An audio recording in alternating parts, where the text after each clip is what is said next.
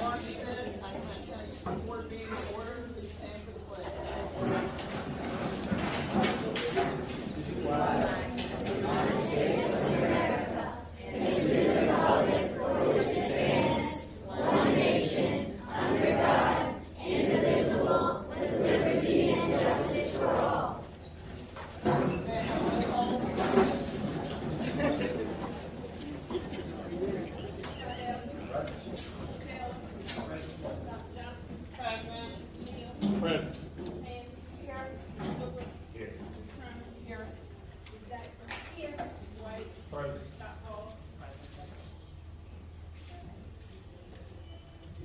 Madam Chair, Yes. I'd like to move that we amend the agenda for this evening, to have the student recognitions before our closed meeting. That's an excellent idea. Second. All in favor? Aye.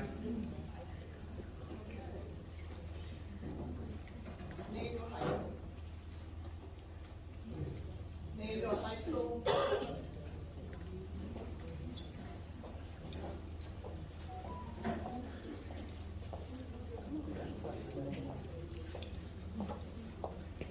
Good evening, everyone. My name is Kim Giddens, and I'm the principal of Nandua High School. Here with me tonight, I have we have some amazing things going on at Nandua High School. I was using my coach's voice, I'm sorry. Can everyone hear me? Oh, okay, I apologize. I'm Kim Giddens, I'm the principal of Nandua High School, and we have some amazing things going on in Nandua. We have here with us tonight, my new assistant principal, Mr. Paul Joseph White. He comes to us from Richmond, Virginia. He is a graduate of Howard University and Virginia State University. He comes to us with experience in the state of Florida at the administrative level, also as a dean of students. Mr. Paul Joseph White.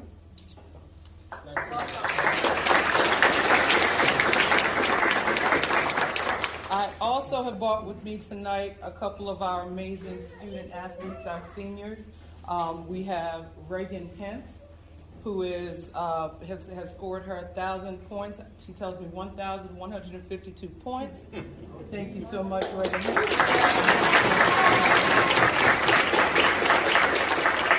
As well as Mr. Nazir Woody Dix, who also has scored his 1,000th point. When I asked him, Woody, how many points, I really don't even know. But he's gotten to his 1,000 points. Both of these students are amazing student athletes. They are going on to college after they graduate in June. And they have also, they made this feat in 3 years because they did not have their freshman year due to COVID. So they reached their 1,000 points in actually 3 years instead of 4. So we're so proud of you and all of your accomplishments. Thank you to their families and friends. Can we have their families please stand up and be recognized as well?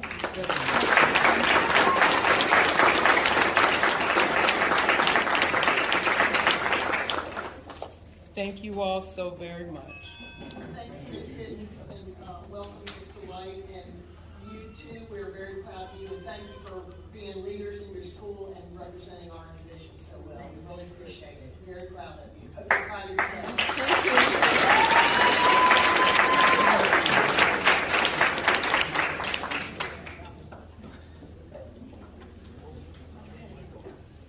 Mr. Thompson, Academic Elementary.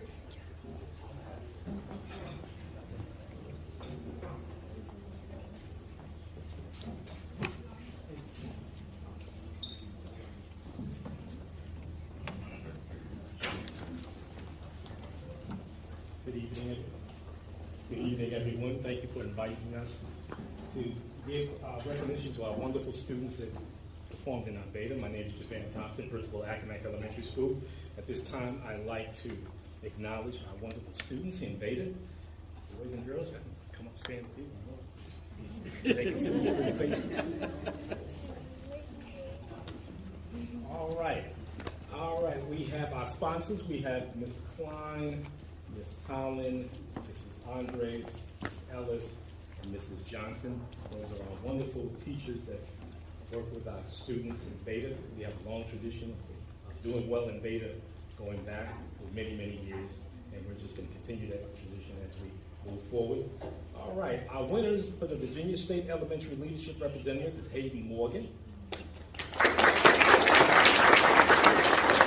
Our Virginia Elementary Junior Vice President is Libby Beck. Second place solo duo trio dancers, we have Caitlin Ebenezer, Ellen Turner, and Elite Postmont. Our third place fourth grade Spanish test, Jason Ramirez. Our third place fifth grade Spanish test, Amanda Morales.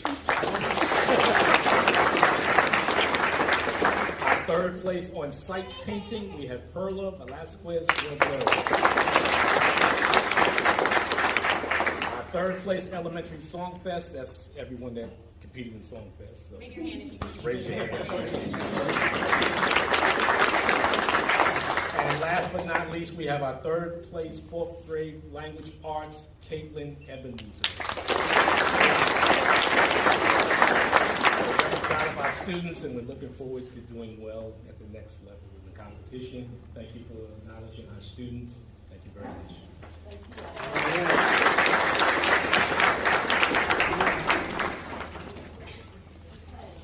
Shikiti, you're up next.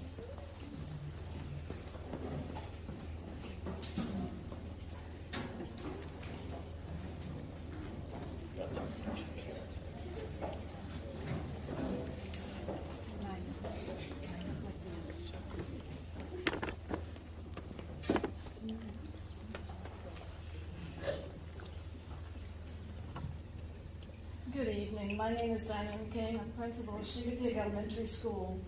Our Beta students have made us very proud. They have not only brought back accolades to our school, but have given Shingatig Elementary regional recognition as well. The Beta Club is responsible for continuous growth and development of our school and combined efforts with all of our teachers. I'd like to ask Ms. Atkins to come as well. Ms. Atkins is our one and only Beta sponsor at Shingatig Elementary. And everyone pulls together to help her, of course, wherever the need may be, parents and teachers as well. We had 12 trophies and awards that we brought back to the school, so everyone is not present tonight. I will recognize those that are present. Second place book battle, Samantha Dawkins. Second place poetry, Malia Getter. Second place photography, Kayla Ross. First place quilling, Lachlan Giddens. Second place accessory design, Samantha and Alexandra Dawkins.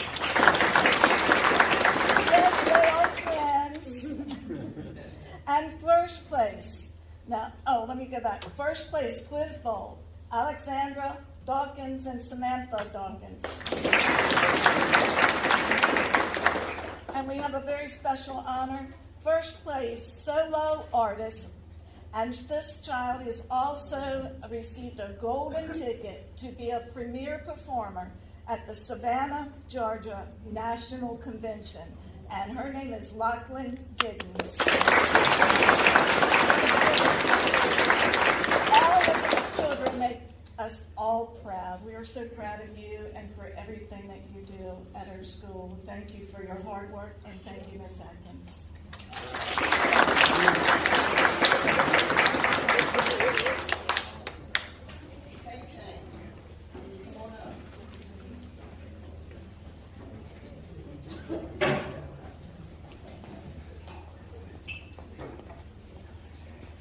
Good evening.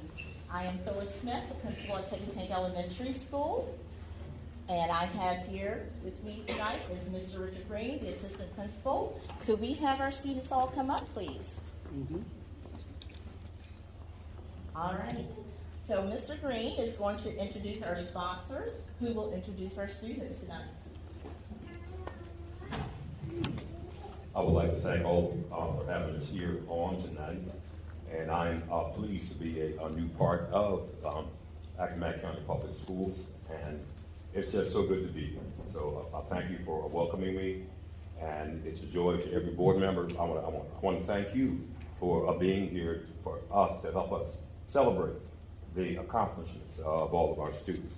So now, without ado, our two sponsors, our co-chair, Ms. Donna Merritt. Our chair, Ms. Donna Merritt. She said no.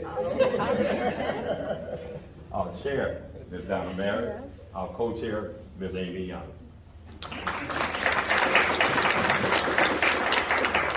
Thank you, guys. We want to thank you also for sponsoring our kids and allowing them to achieve. Just to let you know, our kids, we had 12 kids. They had to have a 3.5 grade point average. They had to pass all their SOLs. They had to have teacher recommendations and no referrals.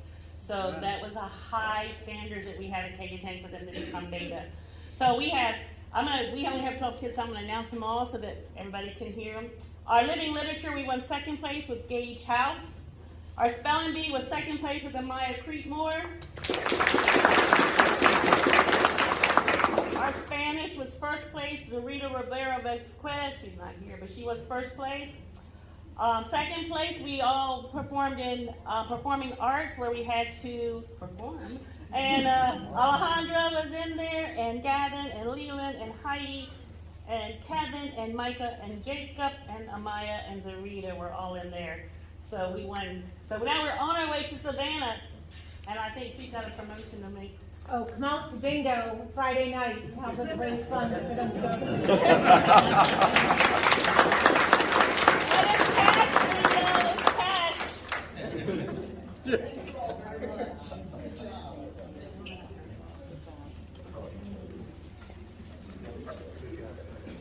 Tompkins.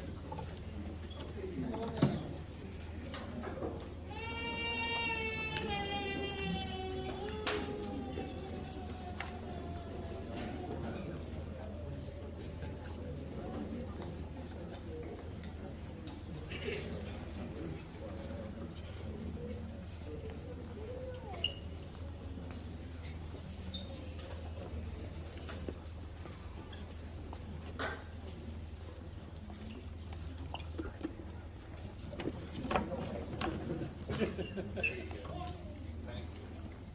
Good evening, everybody. My name is Michelle Buell, and I'm principal here at Metomkin Elementary School. And I would like to introduce our one and only beta sponsor, Mr. David Johnson.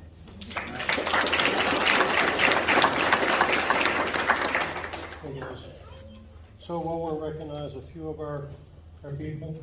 Bayani Yeager ran for state president at it. We were not quite successful, but she did a good job getting up there in front of all those kids. I want to recognize her first and foremost. Now, I hope she can continue on doing this next year and when she gets up there at Arcadia Middle. I want to recognize our robotics team. Our robotics team placed third in the state. That would be Nakai Shreves, Angel Lopez, Dylan Satchel, he's not here. Edison Nathan, he's also not here. Sophia James, Mason Washington, Alex Garcia, and Chris Georgia. Our individuals placed, McKenna Hope placed third in jewelry. Miss Willow Sneed placed second in the state for black and white photography. And Dacian White placed third place in the state for sculpture. Look forward to working with my fourth graders again next year in fifth grade, and I hope my fifth graders keep up the beta excellence. Thank you all.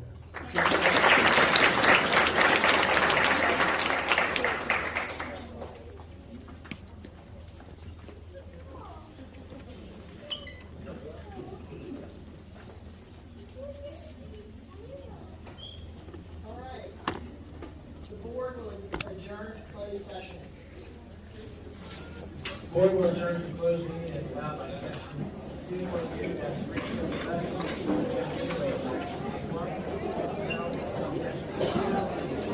Has convened a closed meeting on this date pursuant to an affirmative record vote in accordance with provisions of the Virginia Freedom of Information Act, and whereas section 2.1-3771D of the Code of Virginia requires certification by the school board, such closed meetings was conducted in conformity with Virginia law.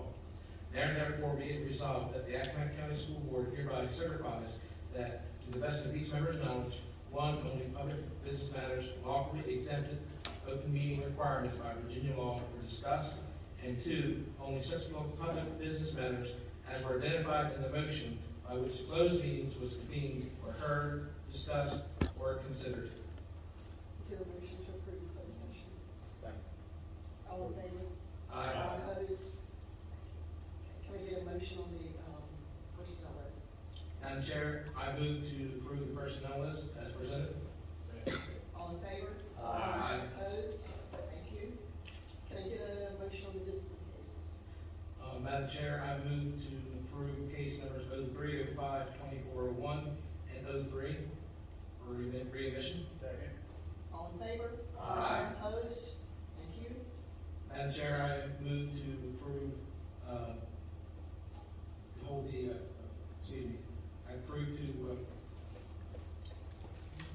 I move that we approve as amended the long-term suspension for cases 03, 05, 24, 04, and 05 as amended.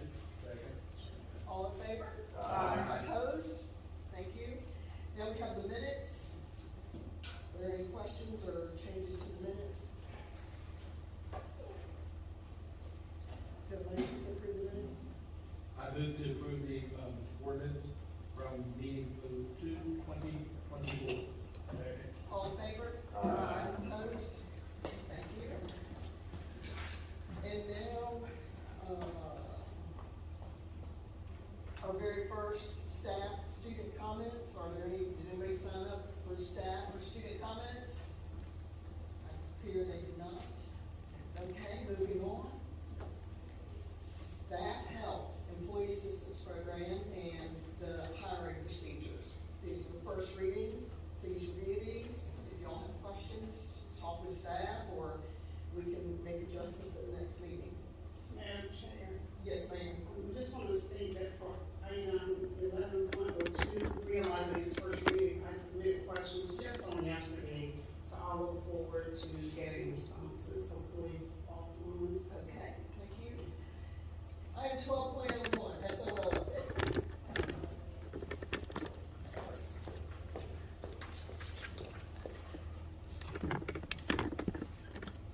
Good evening, Dr. Hall and the board. I am happy to be here. I know I told you a month ago that it would be the summer before I came back, but we wanted to give you a fall update on accreditation, which is how the schools are ranked and whether they are accredited through the state, and assessment is testing.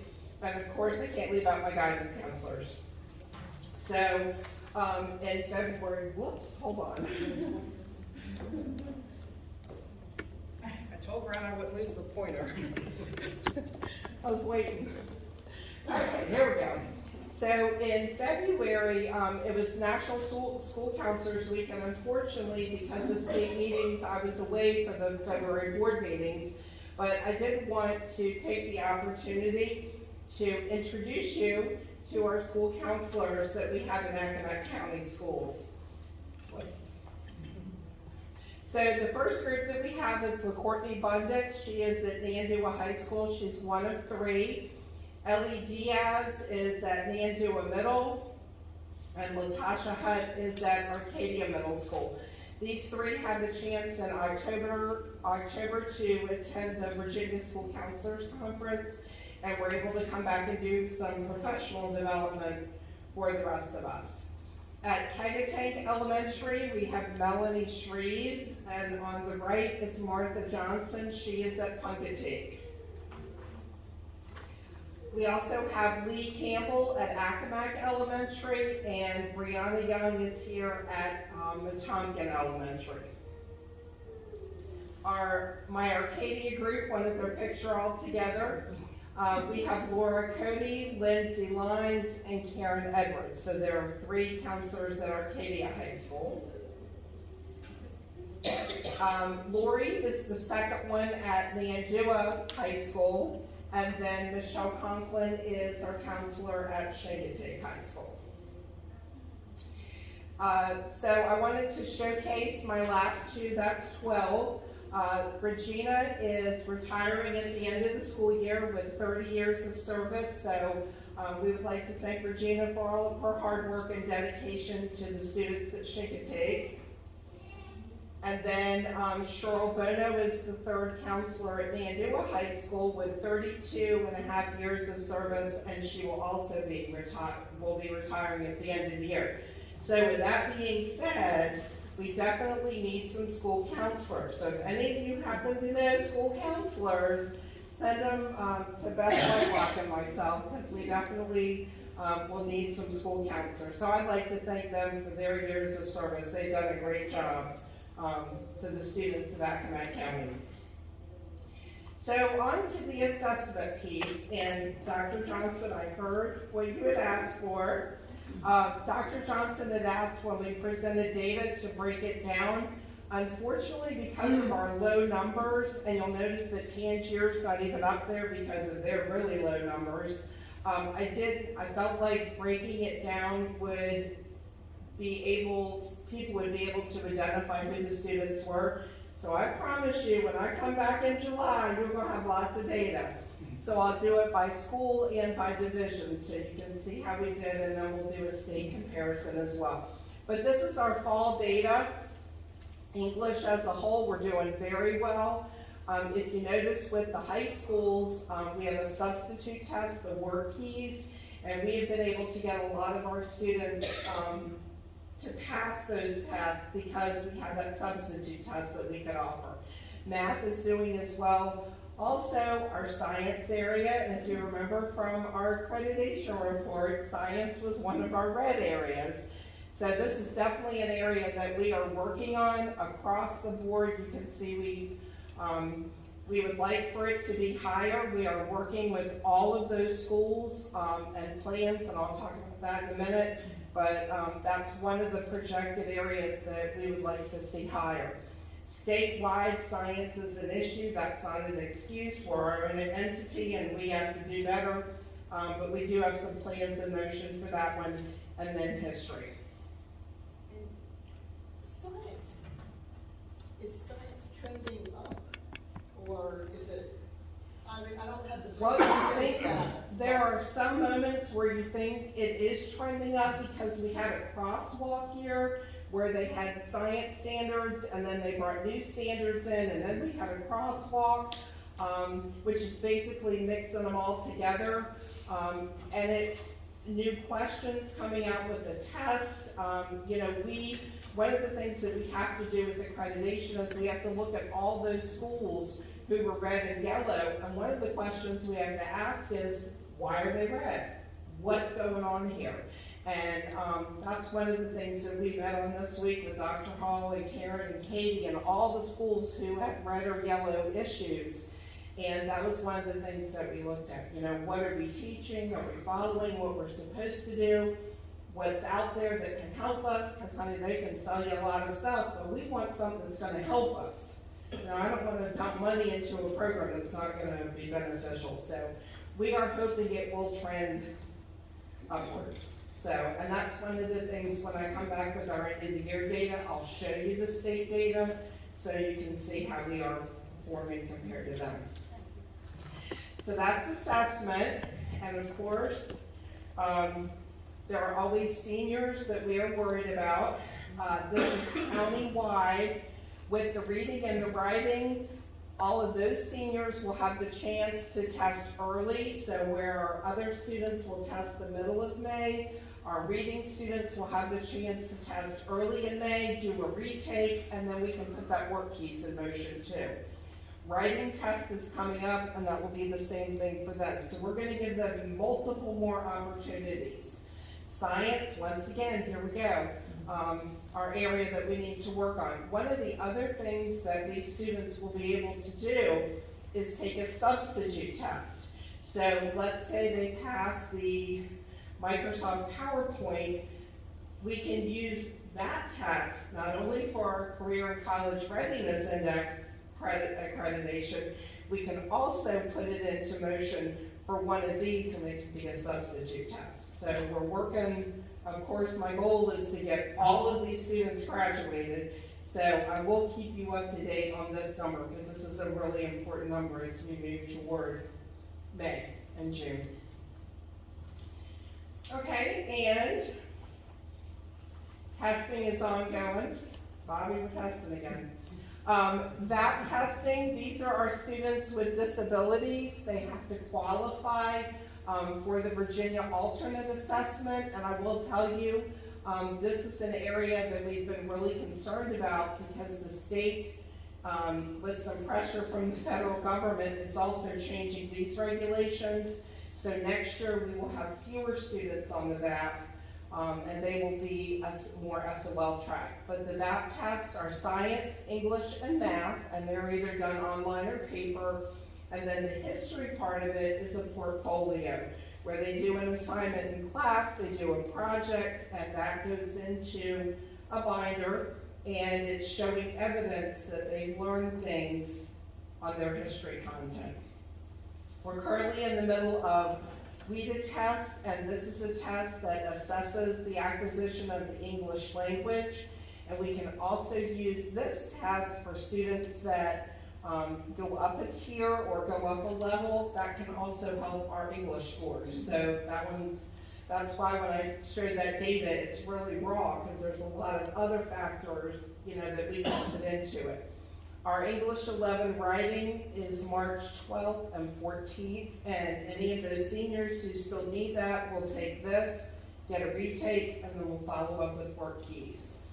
The new test coming out this year is the IRW. It's the Integrated Reading and Writing Test.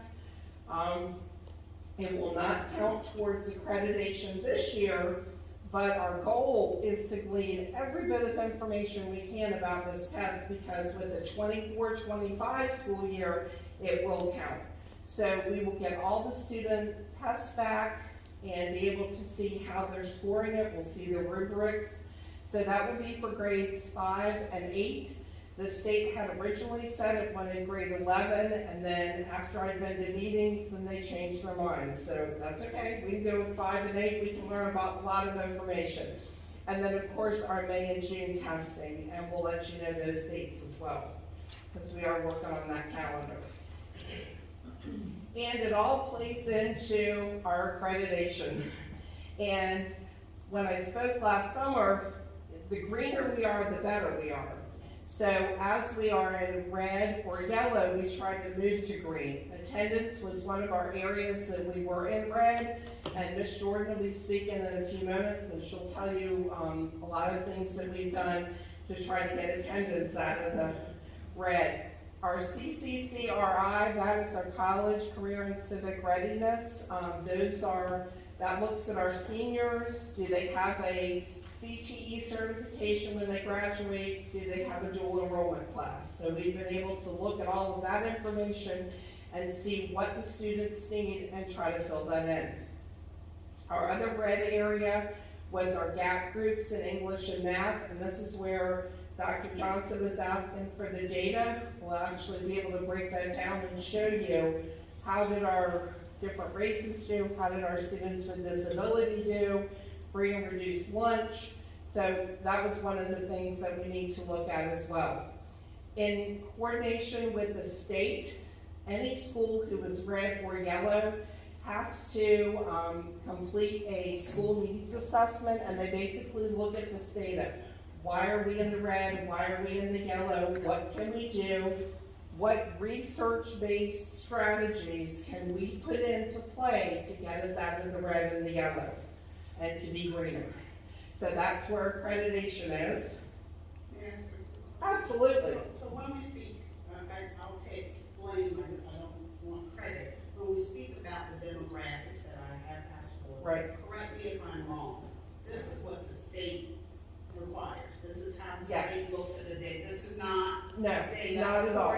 Lisa Johnson. Not at all, Ms. Johnson, Dr. Johnson.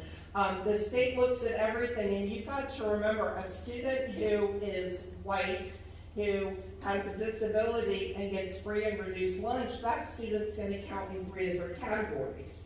So that's the other thing that we have to look at is how are these kids with their groups, what are we doing? And we know that was an area last year, and so that's been one of our big focuses, is to see what our gap groups are doing and to keep that data. So if there is a problem, we can fix it as we go along and not be standing here in July going, oh my gosh, we have to do something, what are we gonna do? You know, when the accreditation report comes out. So yes, all of that data is done by the state, and that's the other thing is we have to make sure that that data goes into the state correctly as well. So that's been another one of my goals is making sure we're putting in good data, that everything's coded correctly. I know I've given you a lot of information. Does anybody have any questions? Can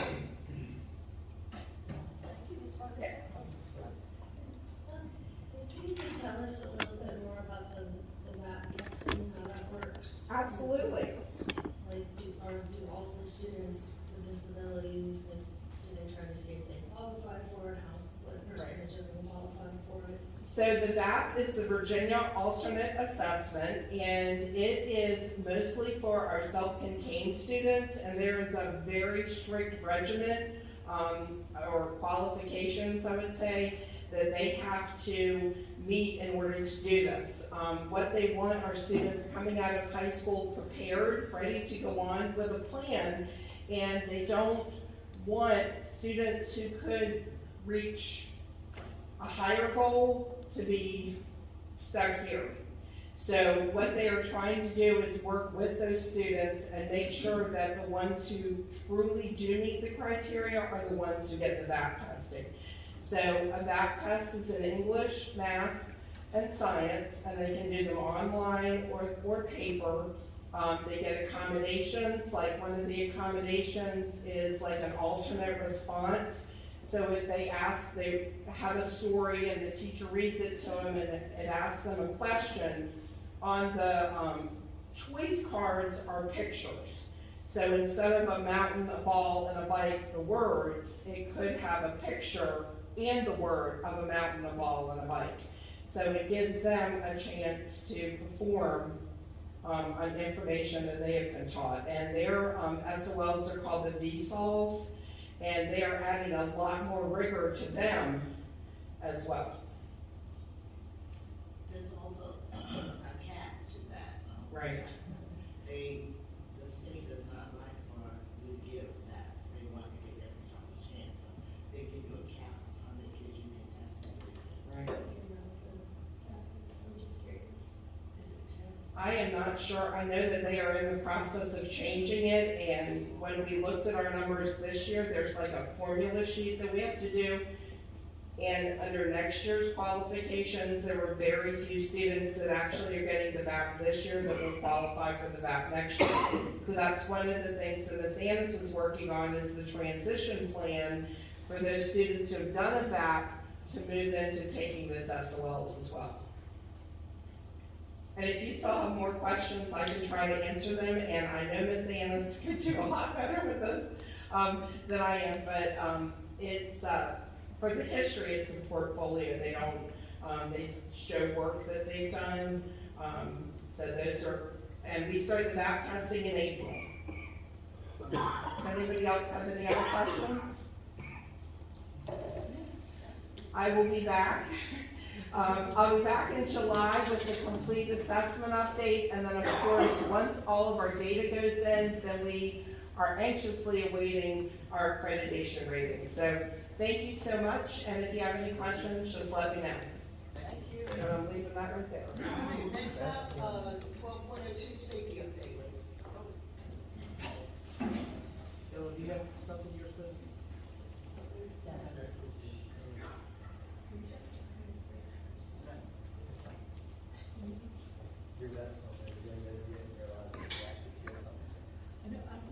You want her to go first? No, you're not supposed to run it. Good evening. Thank you. I broke it. Not very good safety. we had a safety committee meeting in February 6th. We did have Dr. Johnson there and Mr. Neal was there. We discussed the safety grant that we'd already been through for, kind of went over what we were doing on that. I think I already mentioned you all that grant allowed us to get additional cameras for the schools, cameras for new buses, additional radios for schools that need an exterior sight lighting and a mass communication system. We've already started ordering some lights. We're getting radios here, working with the Emergent 3 on the mass communication system, so we've got that kind of everything rolling. I actually left the meeting, so from here I'm just going by Tanya's notes. I had an emergency I had to attend to. What was discussed, and we kind of discussed the emergency action plans for all high schools and middle schools. At the time of the meeting, we had the high schools, we still didn't have the middle schools. At this point, we have them. What these plans are, these are required by the Virginia High School League, VSHL, for athletics, for emergency situations, what happen in athletic events, they've got to have a plan that goes through a lot of different things. Part of it's a map that shows ways to get away from different things.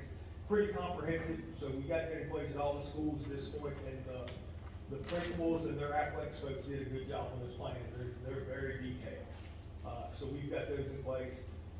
Then we kind of discussed the goals that we have for this coming year in the safety committee. In the past, we've not had a lot of meetings in the past. This time, my suggestion initially was that we have 5 monthly meetings. I think everybody agreed on that. Our next meeting's gonna be in April.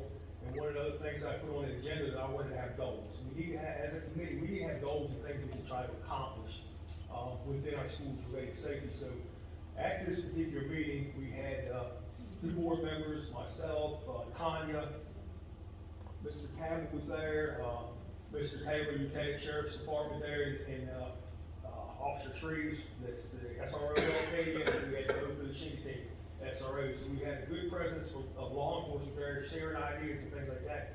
And some of the goals that we discussed for this year would be like some active shooter, physical and psychological safety, and I think Dr. Johnson was brought a lot of stuff on that, so we're going to continue working towards that. Lieutenant Taylor talked about threat assessment and suicide assessment and how we can develop plans for that to work with our schools. A school incident command development and training. We kind of want to develop for each school, kind of a flow chart for each school in the event of a crisis.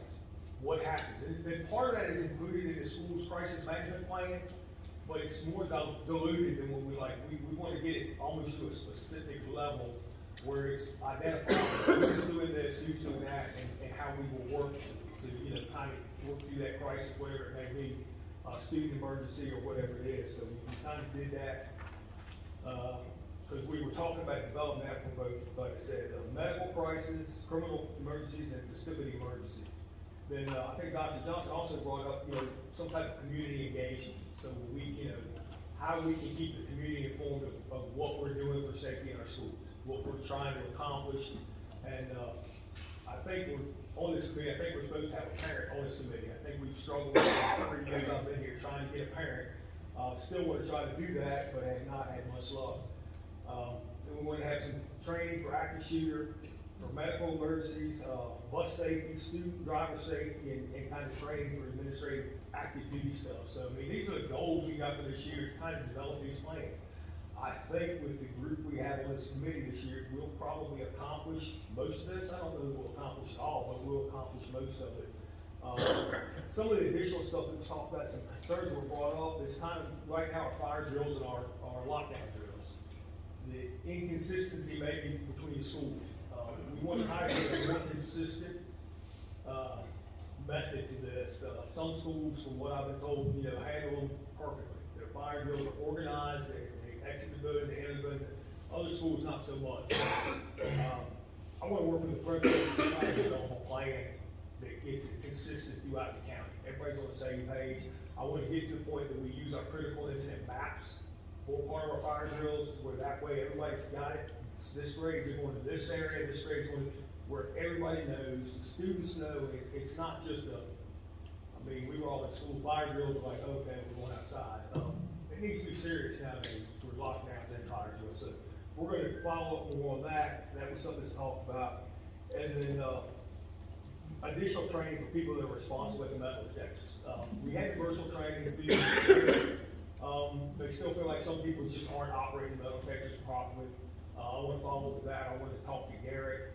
I sent him an email to see if there's like an additional course our people can take to get more familiar with them, to get, you know, I think we've made strides on it. They're being used and being used more efficiently, but I mean, there's probably still some gaps there where certain times they're not. So that was another thing that was brought up. And then Paul Marbazon wanted to make sure that I made mention that we talked about the stop arms for the stop arm cameras for the buses. So that's all I had for that. But was I supposed to talk about water right now too? I had asked. Okay. Oh, sorry, question. So, no, not at all. I wanted to say thank you. You were not able to be at the meeting, and I mean, my notes are right here, so I was following along. I want to thank you for providing a sufficiently specific list and covering the breadth of what we got, Mr. Neal and I, in that one meeting, looking forward to the April one. The only thing I added, is we did have a pretty strong conversation around how important it is for everybody who's on bus duty to take that seriously. What I wrote down, and I recall the line order, is that we need everyone at every school to be active. You know, we know it might not be the most, and feel free to jump in. You want to say it your way? No, I'm agreeing. Okay, yeah. No. So yeah, we definitely don't want anyone to take the bus monitor duty lightly. We need everyone involved to be eyes and ears, and what do we say? See something, say something. Bus safety is a big part of what goes on, and those monitors definitely need to be vigilant in their duties. And that was probably in what I had. Just trying to catch it. Yes, sir. It's just as simple as what Dr. Johnson was saying, buses just having, you know, we put a lot on our teachers, I understand that, but just having the men and women pay close attention to the students, you know. The deputy brought up the fact that if a young man wears Crocs to school every day, and he comes to school one day with his tennis shoes laced up tight, he's probably getting ready to get in a fight. And then we go back to the metal detectors we discussed, and we were gone, and Dr. Johnson, I apologize, but your feed had cut off by then, but I brought up the fact of mandating clear backpacks. And that might have even solved the problem we were talking about earlier here today. Yeah, I mean, again, we put so much on our teachers. It's not like we have different staff that won't run the metal detectors. It's the teachers. They got kids going to their class. They got 100,000 things to do in the morning. I understand that. I mean, I'm married to a teacher. I hear how much she has to do. But, you know, that's just something. I mean, all these kids have backpacks now. Maybe we, you know, maybe start bringing clear backpacks.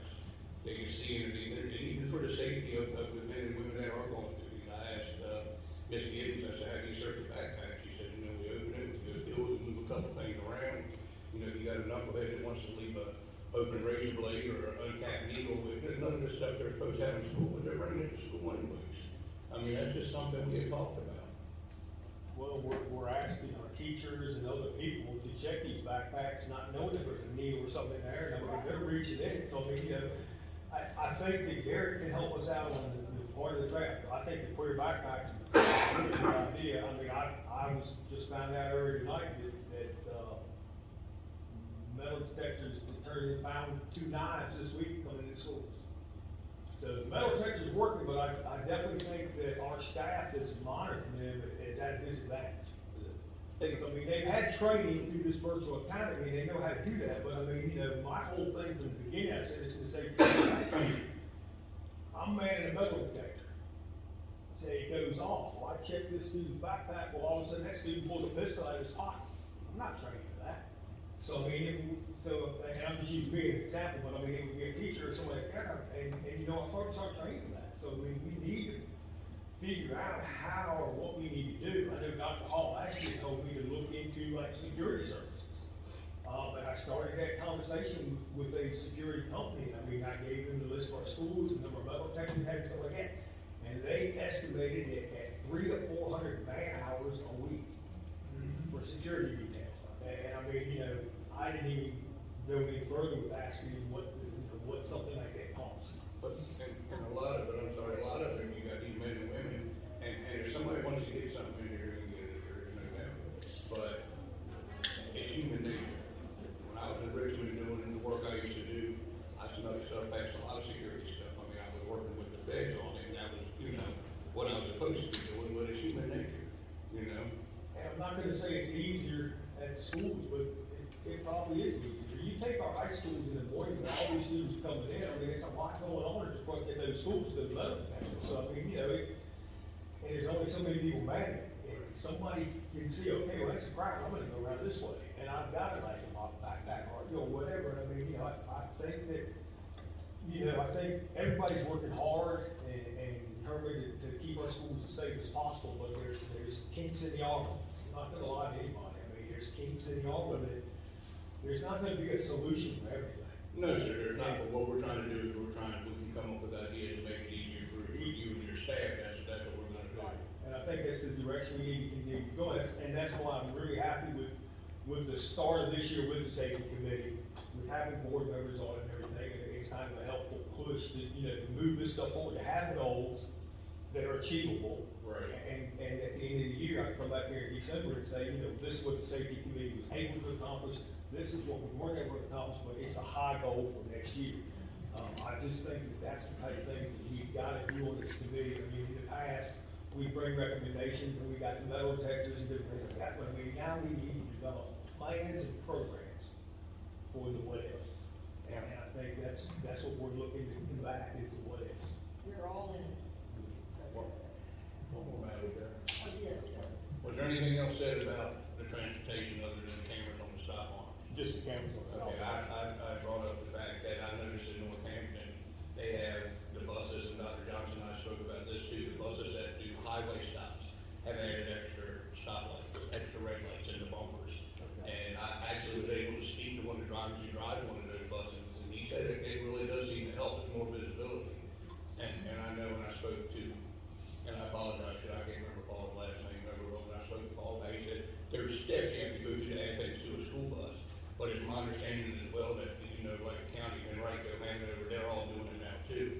And Dr. Johnson had said, you know, she agreed with the fact that maybe we start with highway buses, but do it with all of them, because it's anything we can do to create visibility. The camera's a great idea, but once the accident happens, all the proven is who did it. Let's prevent the accident from happening to begin with. And I do think that one of the things that was in there that we need to further discuss is the stop arm cameras and additional light on the 13 bus. The one on 13, we need to do anything we can. If Northampton's done it, it's technically done, so I mean, we need to pursue that actively, because I mean, you know, I drive 13 every morning coming to work for quite a long ways and see a number of school buses, and I even need to witness some of the people who just buzz right by them, and you know, it's scary. Because children, you know, they're expecting the adults to be the smart ones and keep them safe, but you know, it doesn't work that way all the time. So you may mention, thank you, psychological safety. I can't resist just to say that as one quick example, one of the things that I learned was that after an incident, so that after action reporting, all the things that happen after there's been an incident, we've taken care of, you know, being English, defender, that sort of thing, that we still have students that are impacted. It's just one example of something else that's really near and dear to me. I will also, well, I'll stop there. Did you want to talk about the water? Not really, no. But I'm prepared to. With regard to the water, I know there was a thing in the East Shore Post, I think, about lead in the water and everything. I mean, that's kind of been an ongoing thing as far back as I can look at the records. I can just kind of tell you what's happening, what I'm currently doing, things like that. I mean, the Accomack County Public Schools have been on a standard monitoring system with the Virginia Health Department and the Office of Drinking Water for a number of years, like a number of other school systems. What they do is they come and take samples of the water annually, and then they determine there's an action level for like lead. If you exceed, I think it's 15 parts per billion, then you have a further monitoring where they come in and do 2 monitors in the 6 months and things like that. All of our recent tests, September 2023, everything came back, and we were below the action levels on both lead and copper. We do this monitoring in all of our schools except the 2 schools in Chincoteague, Metonkin, and Tangier, because they are either on county or town, not county, town or Tangier water, and a better Chincoteague, town water up there. So those schools aren't, there are other schools, all the other schools we are because it's on wells. Also, by October 16th, 2024, this year, we have got to provide a list to the state of all of our service line, water service lines entering into our schools. We've got to provide them the materials they're made of, the diameter of the pipes, and things like that. I don't think, and I don't know, I don't think any of those will be lead service lines, but there may be some lines that we need to replace. I have been working with the health department, also drinking water, because I knew once, you know, kind of this lead thing, there's people going to be like, wow, what are we doing? What can we do? This, that, and other. So I mean, talk to them. There's different things. Filtration, I know is going to be brought up. There is ways that filters will work, but they've got to be kind of at the point of the source. It's not always the service line. Some of these older fixtures and even some newer fixtures have gotten by and they have lead components in them, especially some of the ones that are made outside of America. When the ban went in that lead couldn't be used, some of the other countries still import things that do contain some lead element to it. Filters are a part of it, but then you run into lateral lines and you know where you have to place the filters, and then the filters become an ongoing deal. One of the other options is like a chemical injection system. Currently in Andua, we have something that it's an orthophosphate injection system. Basically what that is, and I want to read it, orthophosphate is a lead inhibitor that has no negative effects. It goes into the water at the source, like from the tank into the water, and its nature is to kind of coat the lines, to keep the plumbing, the lines from breaking down, lead, solder, and things like that. Yeah, so I mean, it does not eliminate lead, but it reduces it to very low level. The other thing, the guy at the compliance department was telling me, the other option is just replace all your pipes in the building. Yeah, that's a really easy one, isn't it? So, I mean, that's we're currently in compliance. I spoke to them. I mean, our lead and copper levels are below the thresholds that require action. And, right now we're doing everything that we're supposed to do according to the state with regards to getting the monitoring done. When we have a level above the threshold, doing additional sampling and things like that. So, I mean, we're kind of in line with what we're expected to do. And I think as things change moving forward, they're going to lower those numbers even more. I mean, he told me that. Their goal is to get to zero lead. And I think that would be all our goal, is to get to zero lead. They're going to continue lowering the threshold on parts per billion on both copper and lead. So, I mean, as they work closer to get to zero, we're probably going to have to do some of these things. And so, I mean, it'd be something else that, will probably come to the board and say, we need X dollars to do water service lines, stuff like that. So that's really all I got for the water. And I'll try to answer questions if there are any questions, but. I just have one. I'm curious about the additive that they put in the water at the tank at Mandua. So they put this additive in, and then what happens to the lead? What it does, it doesn't allow additional lead to leach into the water. It kind of lines, the way it was explained by him to me, the system, it's got to be an engineered system. It's not something, we can go to shore district or something like that. I mean, it's got to be engineered. You got to work with the state health department to get it in place and everything. But it's the way he described it is like a coating. That orthophosphate lines your pipes and doesn't allow additional lead components of the pipe, whether it be solder or what it is, to leach into the water. He said it's good. He said it's not something that he highly recommends, just because it's not getting you to where you want to get it. But if you do have high levels of lead, it is something to combat that. And I think that's why initially it was put in and do it, because some of their lead numbers there were higher than they wanted to be, so they worked with the state and got this set up there. But that is the only school we currently have that at. And they monitor they don't just monitor the elementary schools, they do all the Oh, schools. yes. And is there one school in particular that you're particularly concerned about? Not really, no. I mean, I think all of them. Doesn't have ancient pipes?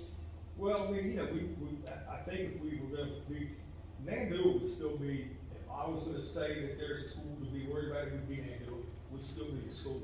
And I wanna go back one thing, after they do the monitoring and we get the results back, I have to post a notice at the schools, and this particular notice right here, it gives what the numbers were, like parts per billion, what the threshold is, and it gives the locations that they check. I have to post this along with this page at the school. We post two locations. We post them at the front door, and we post them in the teacher's lounge on the teacher's lounge bulletin board. So people can see what the numbers are, where it was tested, and then, the state goes on to give kind of steps to reduce your, what you can do as a, I guess, a user there. And, if you're, there's different things you can do. But I do post those when I get the information back from the last 3 years. I know they've been posted, I'm the person posts them every time, so. But that comes directly from the state. I got signed, I got affidavit, 2 copies of it, send it back to the state within 30 days it has been posted. So we're good. We got trace lead amounts in some of our water, but, I think we're moving in the right direction, still, trying to get there.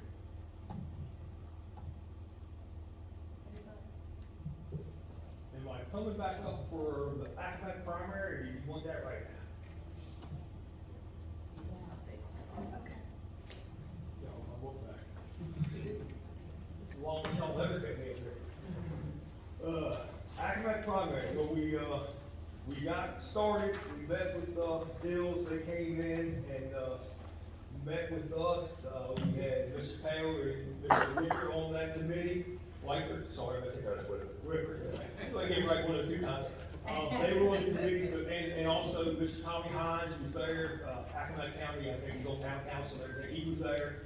We went through a lot of information, we kind of developed the skeleton for inside the building, who worked under what umbrella, like for Dr. Hall and admin assistants and Beth and different things. And they created kind of an org chart, and they're going to continue working through that. That was kind of our kickoff meeting. Since that meeting, they've come over, they have done 3D imaging of the current building.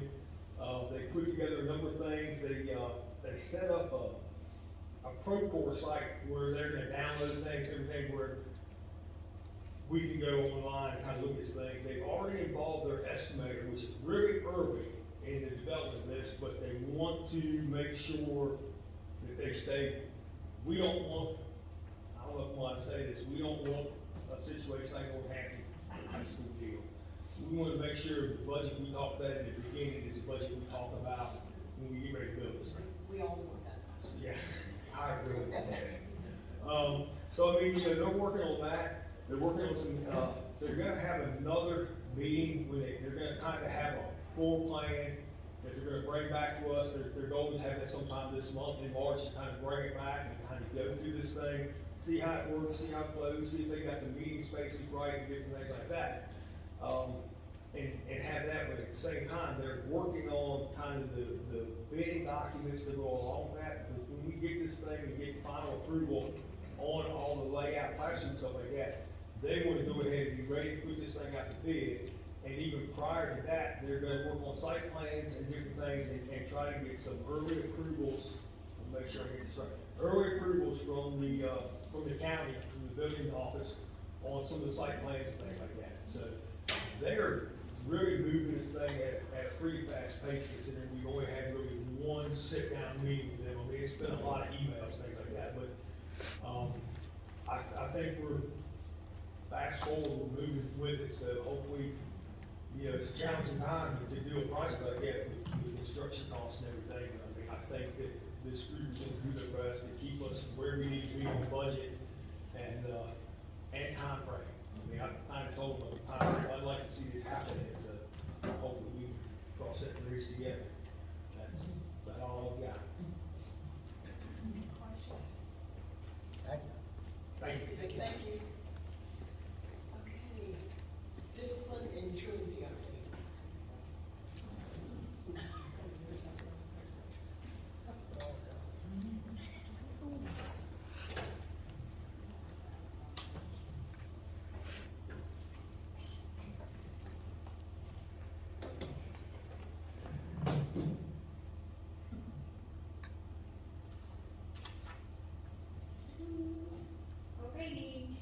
evening, Dr. Hall, board members, parents, guests in the audience, and families listening at home. My presentation is on attendance and chronic absenteeism. So hold on to your seats while I make it make sense.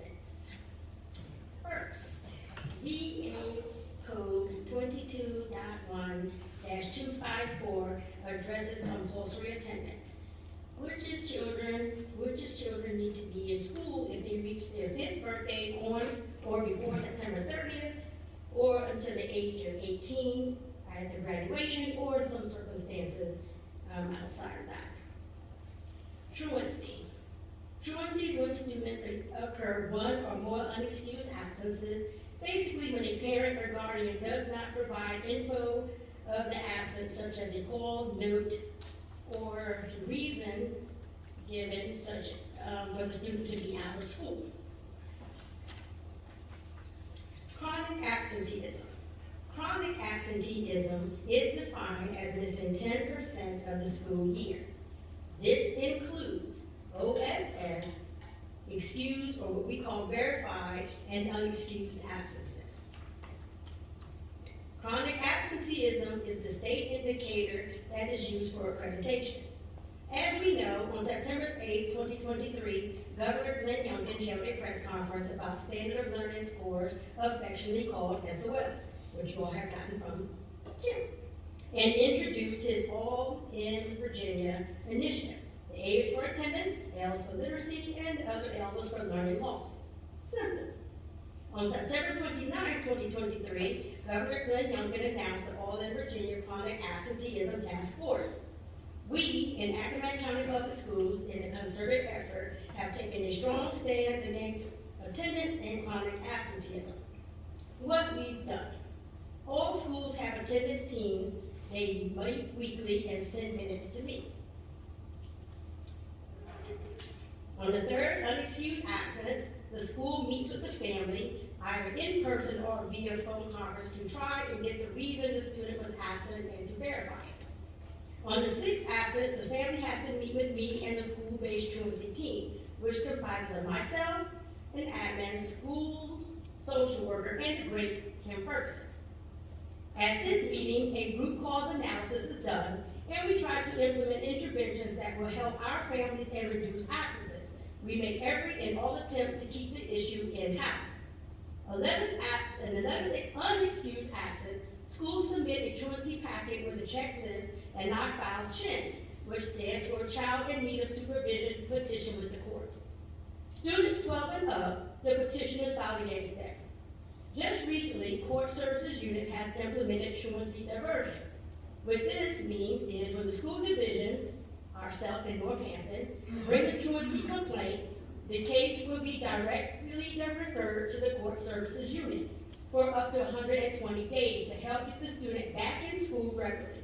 In the event these efforts fail, a probation officer will notify me to come and file a CHINS petition, and it will move to court. Students 11 and under, I file on the parent, and the complaint is filed with the magistrate. What I have learned. Along with the shore, more specifically Accomack being a food desert, it also is a transportation desert.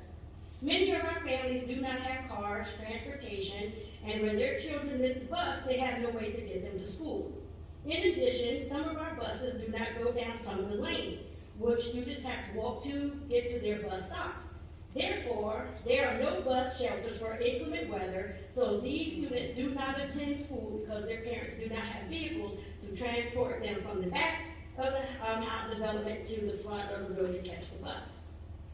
So in all of this, what I do. I attend court on Tuesdays when I'm subpoenaed. Our admin and school personnel attend as well to provide testimony. I post weekly Truancy Tuesday tidbits on social media, as does Mr. O'Shea at Arcadia High School. I attend monthly attendance meetings with Region 2 personnel about attendance, to include Ms. Alex, who is our representative from BDOE. I attend webinars about attendance throughout the year when I receive notice. If the school cannot reach a parent, I attempt to call or send messages via Facebook Messenger to try and reach them. School social workers make home visits as well. I attend monthly meetings on the last Tuesday of the month with Court Services Unit to discuss cases and to provide updates on all things attendance. I attend truancy team meetings when ordered by the judge, along with community partners from Accomack and North Hampton counties, and oh yeah, Jennifer is there too. What lies beneath? You see, the difference between truancy and chronic absenteeism, this also determines credit recovery and secondary. For example, a student may miss 6 days in a block or two, have a passing grade, so they will have to stay after school and do credit recovery for the C hours. So if we have attendance failures, the grade on the report card will be reported as a 57F until the credit is recovered. I may not take them to court as it's not a full day absence, however, they have missed days that have to be made up. An attendance committee meets at each school to facilitate this process, which comprises of Karen Taylor, myself, one admin or designee from each school. Additional information. So December the 5th, 2023, I attended a chronic absenteeism task force meeting which focused on food and breakfast, which with the Kid Not Hungry program. On January 24th, 2024, an accountability listening session report out and discussion was released. This meeting hosted 375 stakeholders across the Commonwealth about chronic absenteeism. It was a consensus that although attendance is important, schools have no way to control it as far as it being in the accountability system. So what their goals were trying to do is maybe move this reporting category to growth as they do the SOLs. Moving forward, on January 29th, 2024, BDOE released from the Office of the Superintendent of Instruction updated guidelines to help schools with chronic absenteeism. K-5 elementary students must attend 2 hours of flexible in-person instructional time. Grades 6 through 12 secondary students must attend 3 hours of in-person flexible instructional time to reduce traditional absence by 1 day. Again, the BDOE has approved for school divisions who are trying to combat chronic absenteeism for the little people to go for 2 hours of flexible in-person instruction and for secondary to do 3 hours of in-person flexible instruction. This can happen on Saturdays or after school, has to be face-to-face, and must be a content-related teacher for those days. The students cannot do any more than 15 days, and this report will be updated by Greta at the end of the school year in an SRC report. Overall, our parents have done better calling in and verifying absences. However, an absence is an absence is an absence. To date, I have filed 31 truancy petitions and 5 violations on students. So what this means to you all. If parents, and we do get the doctor appointments, they do have to go to the doctor, they do have to go to different appointments. However, when they're not in school, they are absent. And that's what the state has informed us, an absence is an absence is an absence. So with all of that, with the data, this school year started the first semester, most of our schools, more than the majority of them, were less than 10% with the chronic absenteeism. For example, at Arcadia High School, the number of students with full 18 days, because 18 days is what the chronic absenteeism indicator is for us. They had 18 students. Of those 18, of the whole student body, 49 students had OSS. Arcadia Middle School had, before first semester, number of students with full 18 days, 12. Chincoteague Combined School had 1, Nandua High School had 7, Nandua Middle School had 11. Again, these are 18 unexcused absences for the whole first semester.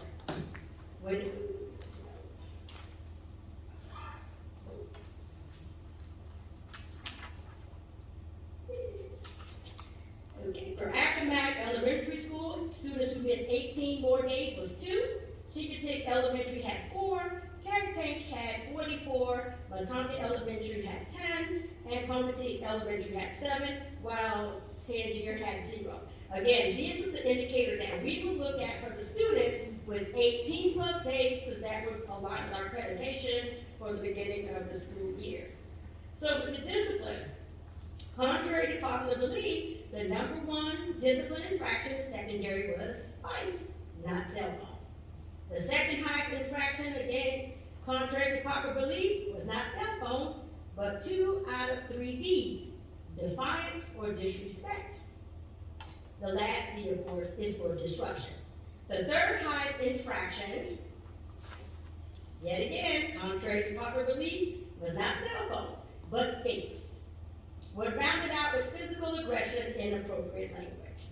What was the third one? It was fakes. Fakes. Fakes. And for discipline for the elementary, first infraction, the biggest number one infraction, physical aggression. Their second biggest infraction was defiance, and the third was physical altercation. So this is where we were rounded out for the first semester. We have done good considerably overall with attendance. We're starting to move because what I need you all to understand, when we do all the end of the year report, OSS hurts us, as well as verified and unverified. So we really cannot help when parents keep their students home. Their children are students. And so that's why the state is coming up with different things to help us to be able to make our indicator, because that's something that is out of our hand. So I do stay on top of those things. So, any questions? Okay. Real quick. And I get this is reading this order. If a student suspended 10 days, he can't go to weekend. He should have. Correct. So the difference with that, 10 days is through the school. Any reconnect is when you all, they come before this board. Okay. The board puts the students in reconnect. Some of the schools, they can use the alternative ed program, which Nandua students all go to Arcadia High School. And they can put the students there for 10 days or however they see fit up there. But to go to reconnect, that comes from you all putting the student, without the superintendent's recommendation. Okay, thank you. You're welcome. Thank you. That's because you all are sleepy. That's why Well, we're not sleepy. Okay, Mr. Campbell, finally. Best for last.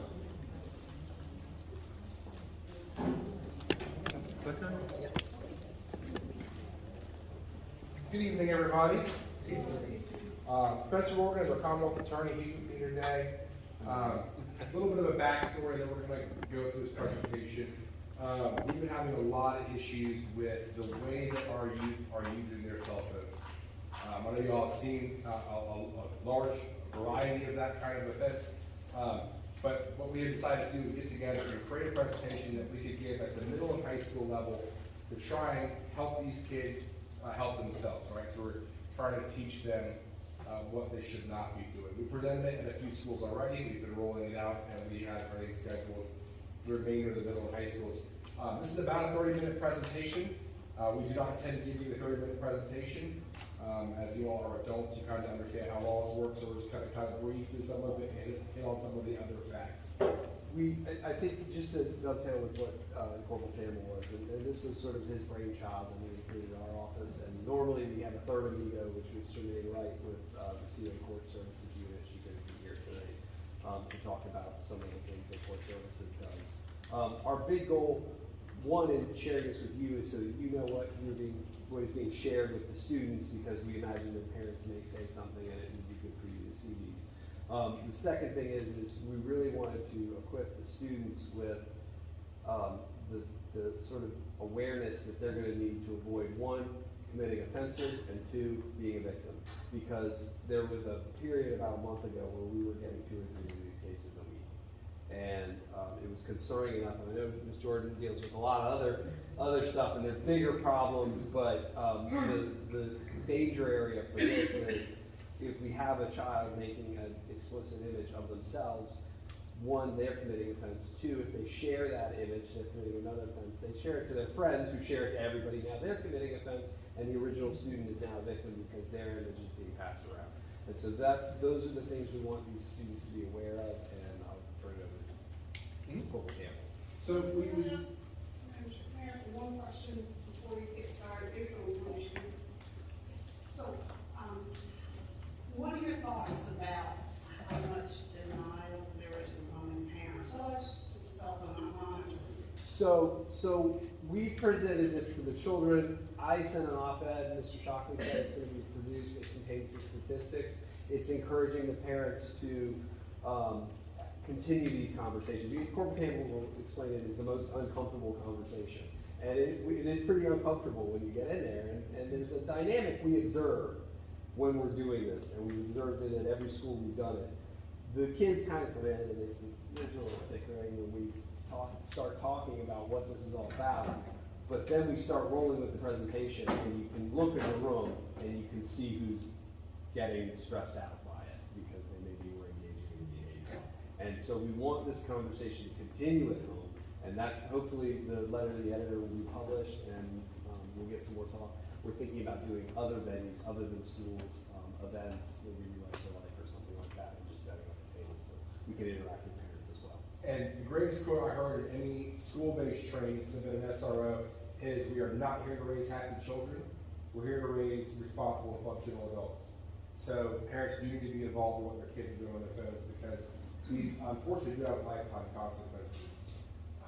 If you look at the timeline of the first cell phone in '83 to today, from no kids having cell phones to 95% of them, happened relatively quickly. I did not grow up with a cell phone. I didn't get them until almost the end of high school. And I didn't get a smartphone probably until 10 years ago. So I can't really equip my kids because I didn't live that life that they're living now. And the main issue and the main struggle that we're having with them is the sexting. The National Center for Missing and Exploited Children defines it as youth writing sexually explicit messages or taking explicit photos and sharing them with their peers. Unfortunately, this is a crime. The production of child pornography applies whether you are an adult who's victimizing a child, or whether you are a child engaging in adult behavior or potentially victimizing somebody in your age group. And while this is the big picture, there's lots of smaller crimes that kids get themselves in trouble too, the least of which is the problem of them putting themselves at risk to be victimized by an offender or somebody taking advantage of them. Some frightening statistics that came out of the Attorney General's office. 1 in 7 children aged 9 to 12 shared their own new photograph in 2020. Girls are twice as likely as boys aged 13 to 17 to share their nudes, but plenty of boys do still do it. Terrifying, 40% of teens 13 to 17 agree it is normal for people my age to share nudes with each other. This isn't just a small subsect of our population. This is a large group within our school system who believe it is normal and okay. 25% of 9 to 17-year-olds report having an online sexually explicit relationship with someone they believe to be an adult. And the number of sex sent by children, some as young as 6, rose 183%, I believe it's kind of disappeared on me, during COVID. So the more freedom these kids have, the quicker they are to adulthood. The more stuff and the more risks they're going to take on. 40% of children have received and or sent sex by age of 13. As a side note, I will tell you, if a kid has Snapchat, they may not have gotten it from a friend, or they got it from a stranger. These things just happen every day on the internet. So these things don't go away. Your friends will share the image. I tell the people in the school, your boyfriend's not loyal, your girlfriend's not loyal. If they hold off until you break up, you've done something. But usually they're sending it within a couple hours. Your phone keeps records, social media sites keep records, so none of this stuff is private. If we can get a hold of that phone, we can get search warrants, we can get search warrants on their social media, we can find it all, which is why they don't need to engage in that behavior. The problem with nudes, of course, is they don't go away. Exposure, I do tell a story. I knew a young lady years and years ago who was in her mid-20s, told me when she was 15, she shared a new photograph with a boyfriend, he shared it with everybody. At 25 years old, a grown man, 45, 50 years old, showed her the image. God, remember when you looked like that? That man's committed a felony, and she's unfortunately a decade later still dealing with the consequences of her action. These things last forever, and there are legal consequences, and Mr. Morgan is going to step into those real quick and just briefly work. So generally, when we're doing this, Jason will turn it over to me. I'll run through some of the code sections where offenses are committed. We're also talking not only just about sexting, but strong language, harassment, computer trespass, unauthorized access to devices, surreptitious videoing without permission of someone else. Next slide. Child pornography, of course, is the big one that we're concerned about. And these images, you know, the statistic about 25% of children having online relationships with somebody they believe to be an adult, that person is probably then turning these images over to places where they're the last place on earth that you want them. Artificial intelligence, this is actually a case we just dealt with. We had a young person generating AI explicit images of other students using just their face. That is also a production of child pornography. And the real big thing a lot of them don't understand and we're trying to get in their brain is, even if the pictures of you, it's a crime. Even if it's on your phone, it's a crime. So hopefully they're not engaging in this behavior. Extortion is something we're seeing a lot. Young people get on, they begin talking to somebody who seems interested in them, and they send them naked pictures, and then that person is extorting them. We've seen several cases where that is. And this goes to the idea that, you know, at the same time, at one point, on the one hand, we're saying, you know, you could commit these offenses if you do this, but we're also seeing the victimization of these children in all these instances, and that's I think part and parcel with the major thing we want to prevent. Sex offender registry. We move into consequences, and I talk a little bit about the sex offender registry. For juveniles, it is not a mandatory part of the sentence. It's at the discretion of the court if it's presented by the Commonwealth Attorney as an option. I believe we may have had 1 or 2 cases in the 11 or 12 years that I've been here that we've ended up doing that, and they were very, very serious, much more serious cases than we deal with. But it is a possible consequence, and I describe it to the kids as one of the most uncool social media sites you can end up on. We also talk about some of the strong language, ways you could potentially end up in trouble with law enforcement for threats of injury, use of profane language. We have also learned from some of the administrators and some of the disciplinary folks that there are also consequences at the school level that these students could face for these types of behaviors, and we've touched upon those as well in this presentation. Normally, this is where Ms. Wright would take over. This is a discussion of the juvenile detention, juvenile justice system. She walks the students through some of what happens when they get in trouble with this. And we talked first about diversion, and this is a really powerful tool. And in many of the cases that we're getting where students are creating images of themselves, we are referring them to court services for diversion. We have code sections that we can use for this. It's generally, we think, the most appropriate way to handle it. It engages the parents in the system, and it puts everybody on notice that this is dangerous behavior and could potentially carry criminal liability. Next slide. And I also want to add, as an SRO, this is usually our best case scenario. Like most cases that we would take on as SROs, we are not trying to criminalize children. We're not trying to give them a permanent consequence for an infraction as a kid.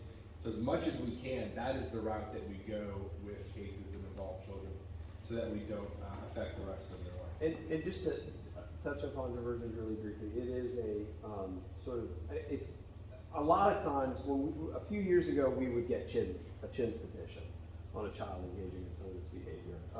That is no longer a possibility. It's been sort of retooled a little bit, and so we've moved to the diversion, which is essentially the same as CHINS, and we can order things like counseling and community service and education on this type of stuff, so that the child is getting almost treated as much as sanctioned, which is helpful at that level. When things get escalated, we see things like court order probation, detention for more serious. We have had some extortion incidents that were serious enough that petitions were obtained and that child was detained. And then we just usually finish out the presentation with some just some tips. Thinking before you're sharing, knowing the laws, not giving into peer pressure, seeking help if it's needed, and protecting your future. We encourage them to speak to adults they trust and look up to if they run into a situation where they need help, but basically not to share anything they don't want their mother, father, pastor, preacher, neighbor, teacher to see. And unfortunately, as Mr. Morgan said, every time we give this presentation, you can see the color draining from students' faces. So I don't think they're glossing over. I think it's being effective. And how many of you all, do you both go to school? Yes, with Miss Wright. So Three of you all. Thank you so much for doing that. I know that's a big chunk out of your day, and it's very generous of you to do that. well, we felt based It's on very important. what we were seeing, we needed to get a message out, and that was, it just seemed like the most effective way to do it. And we very much appreciate the board and the school system's willingness to allow us into the schools. We noticed the administrators and the disciplinary staff. You know, I had someone say to me, you know, when I first started seeing this behavior, it was upsetting to me. I felt badly for the child. He said, but we really just reached a point where they need to hear it 7 different ways because it's become such an issue with some of the behaviors that they're seeing. So we're happy to help. Remarks, questions? So forgive my ignorance, do we do this in like the whole school assembly, we do it by grade? We've been breaking it up by grade. We've done each individual grade in some schools. Some Yes. schools have joined 2 grades together. So whatever their space can accommodate while maintaining control and structure. But like I said, usually it doesn't take a whole lot of discipline for the teachers to get their attention. It usually happens pretty quickly. It's been pretty good. I've been very impressed by the student body so far. We've done the Chincoteague in the middle, and all the students were very respectful, and there was very little, if none. It'll be at Dana High School tomorrow. I'm sure that will, it'll be the same. It's very professional looking. Thank you. Credit due where credit's due. And it's broken in well, I think, so there's enough digestible information on it for their level. That's great. I did learn, I had a teacher and an educator tell me that I can't call it artificial intelligence, I have to call it AI. And the kids know what we're talking about. I was referring to artificial intelligence. Thank you for your time. I just want to piggyback what Mr. Turner was saying, that this is very important. Really thank you for you to go out and do this for our students, because this is very important, and truly appreciate what you're doing. And they really need to hear it. So Yes, thank you. Thank you. Thank you all. Very good. Please also present this to the teacher advisory committee and parent unity advisory process.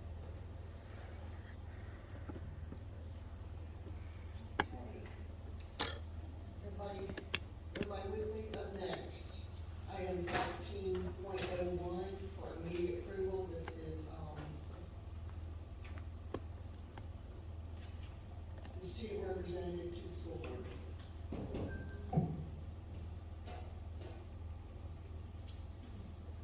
Sir. Anybody make a motion? So we have 3 students very interested.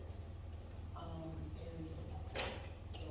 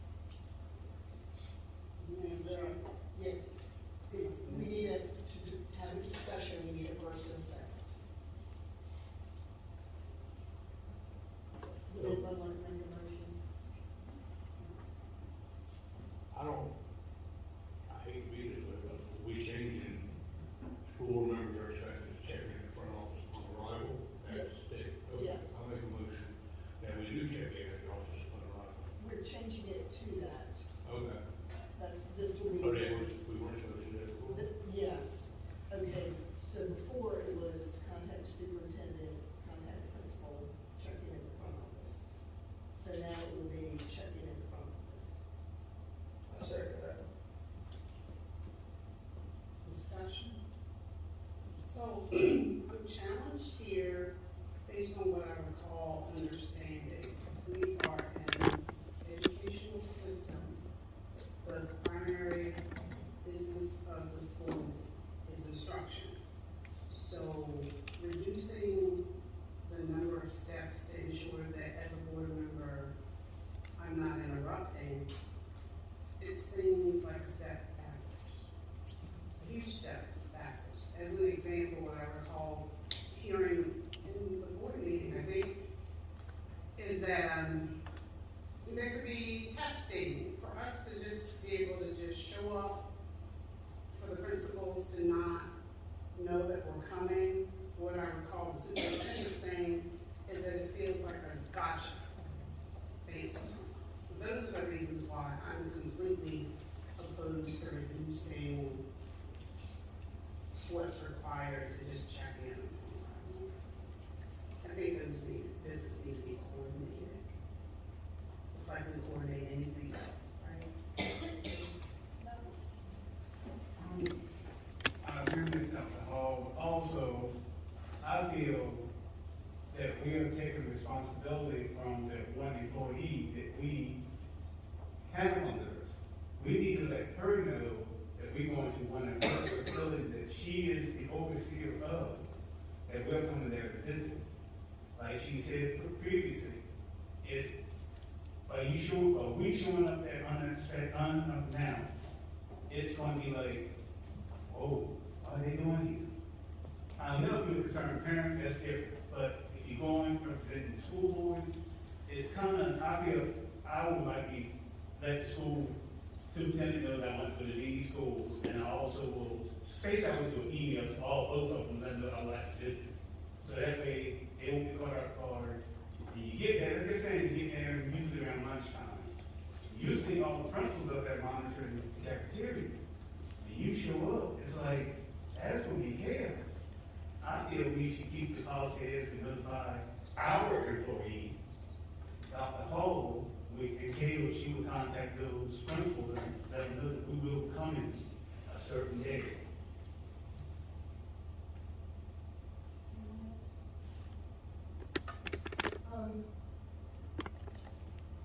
I prefer to refer back to Virginia Code. Ultimately, that is what we are beholden to. Virginia Code 22.1-79, number 2, on the powers and duties of school boards, says that we shall secure by visitation or otherwise as full information as possible about the conduct of the public schools in the school division and take care that they are conducted according to law and with the utmost efficiency. And the Virginia Code does not say that we are required to give warning or notification before we do that. Jared? Oh, by the way. I know the times I've been visiting the schools, I always check in with the office, and different times when my principals told me that that they could not go walk around at that time, they had some testing going on. And that's no problem, and I left. I don't see a problem with just going into the school, and if we're able to walk around with the principal, we can do that. For me, my work, where I'm in Salisbury, there's times I don't always have an opportunity to go in as much as I like, or I may not know when I'm going to actually have an opportunity. So when I do, I'm going by say Arcadia, I might just happen to say, I got 15, 20 minutes, and stop in and just check in and see how things are going. So I don't see a problem that we just check in with the office. And I always have time to really check in with the superintendent, but I know a lot of the principals always are welcoming, saying, stop by anytime. So I think I'm fine with this.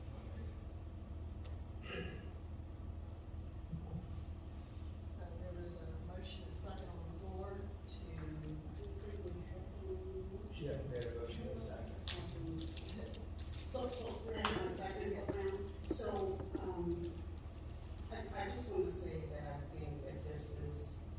another attempt of asserting a form of power.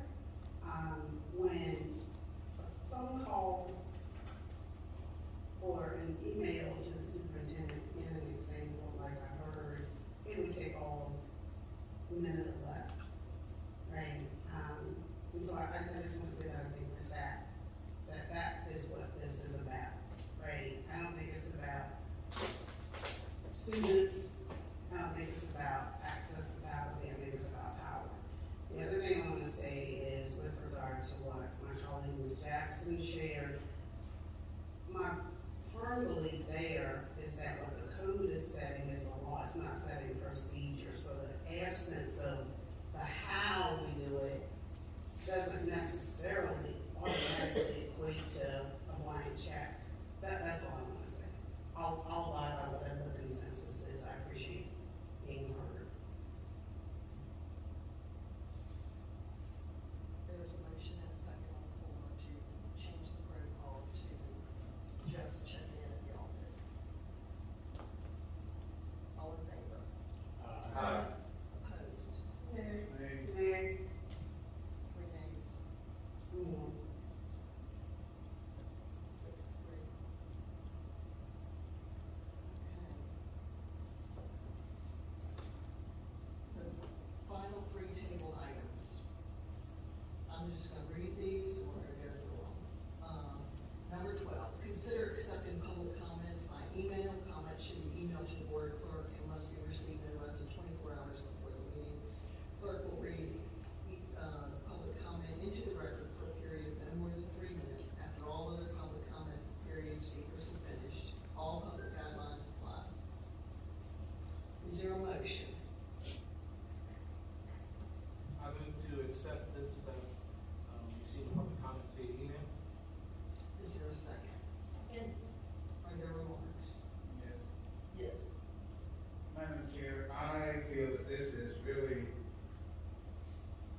is unjust, because right now you're requiring that the agenda be done by Wednesday before the meeting. Now you're asking for a day before a meeting to have the secretary put comments up for us to look at in 24 hours. If I just don't feel 24 hours or this policy being considered. I mean, we do have public comment, and I just don't feel we should be even discussing this. Madam Chair.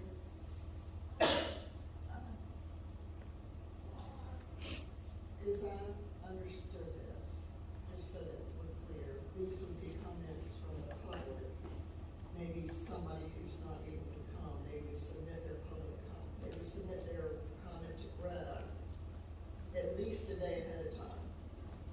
And then Greta would read it into the record after all the other public comments.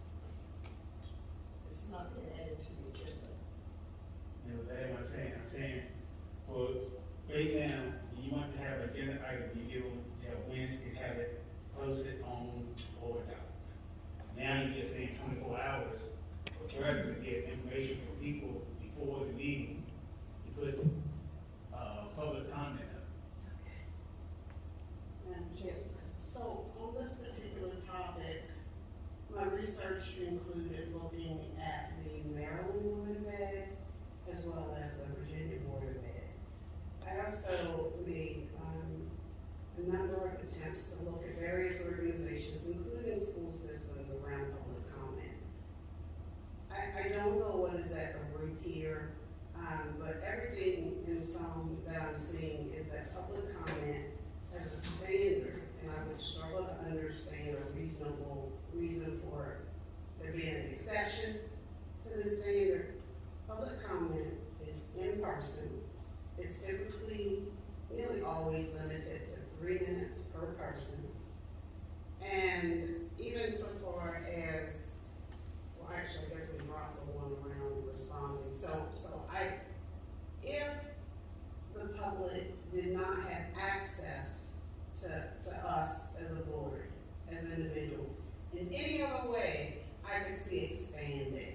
The public, and we discussed this during the retreat, so I'm simply repeating for my colleagues hearing that the public can contact any of us, they have access to the superintendent. The public comment during or at a board meeting, it's not the only access that our public has to us. And so to further extend, given those circumstances, it makes absolutely no sense to me.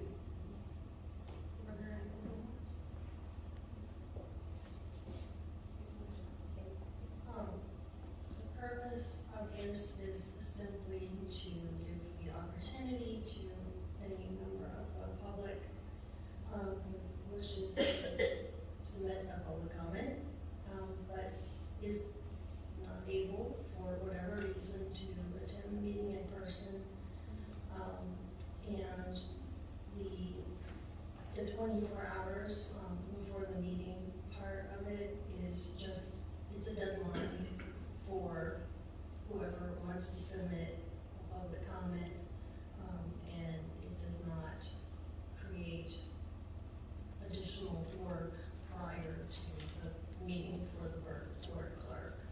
It's just for, like I said, a deadline for whoever wants to submit a public comment in this manner, and then whatever comments have been received by email prior to the meeting are read into the record by the clerk.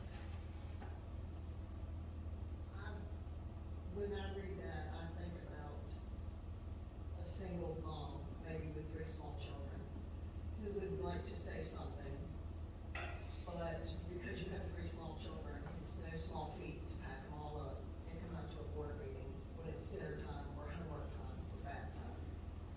So, and I don't know that we would get very many, but the opportunity would be there for people who are in those types of situations.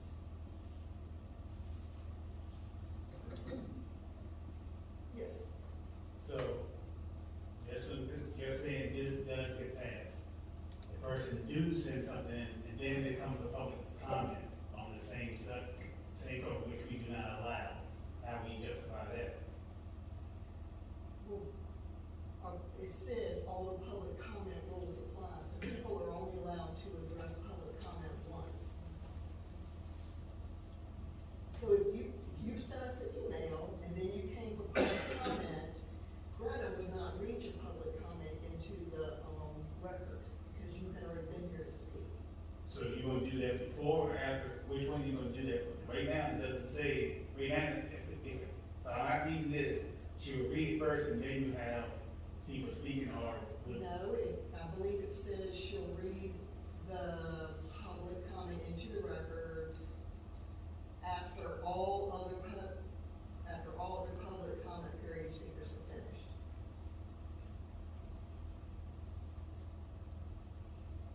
Madam Chair, so I will, in full disclosure, offer, it's just an alternative to consider, that where there was mention among other organizations of accepting written comments, those comments were circulated to the board. I'm just bringing it to the table as an alternative. The comments are for, it's the public speaking to the board. I'm just offering, if indeed the tide is to swing in this direction, it's just an alternative rather than have them read if we were to receive the comments, because it directed at us. It accomplishes the same. We're a board having a meeting in public. We're not a board having a public meeting. I believe that is different. If someone sends us their public comment, basically they've sent us all an email, which I believe sometimes get read and maybe sometimes don't. But when it's read into the microphone, then it's part of the meeting record.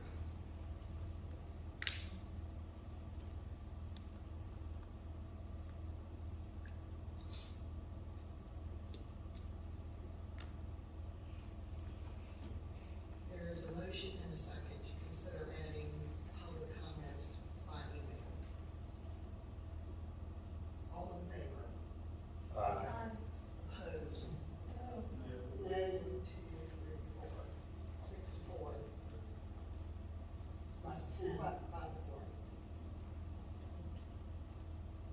Dr. Hall said not her with she Okay, consider allowing one speaker to cede their time to another with the condition that no speaker may speak for more than 6 minutes.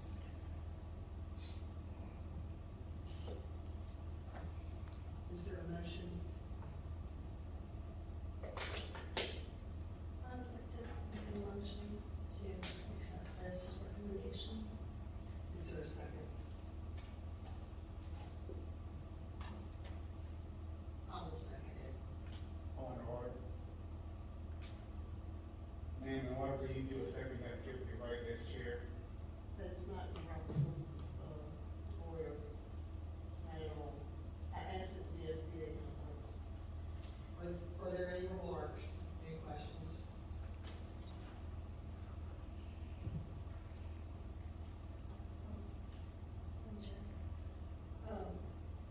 This is very common practice on boards of all kinds here and elsewhere. And I just think it would be a good idea to also do this because sometimes people come to us with complex issues and sometimes it takes more than 3 minutes for them to tell us about it. And as we have seen in the past, sometimes,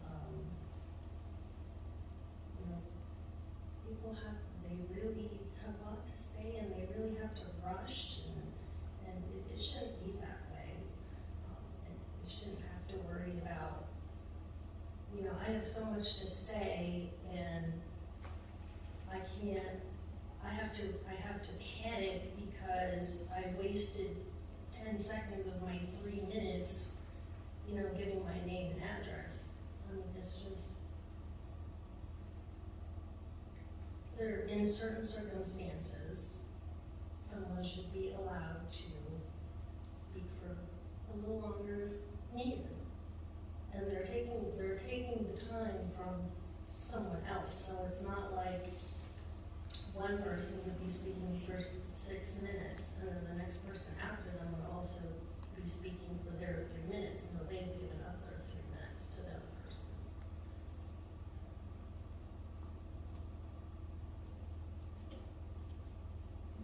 Yes. Clarifying question. Am I to understand this item that one person and one person only can see their time? Okay. So that's your tip-top limit, 6 minutes. I think that's what I understand. But anyone who wants to speak can have someone concede 3 minutes, no, so they can speak for 6 minutes. Yes. You and I both show up at a meeting, we can each speak for 3 minutes, or I can give my time to you and you can speak for 6. That's how I understand that. And it used to be, years ago, it was no limit. It was, if you brought 10 people, they could all see their time to you.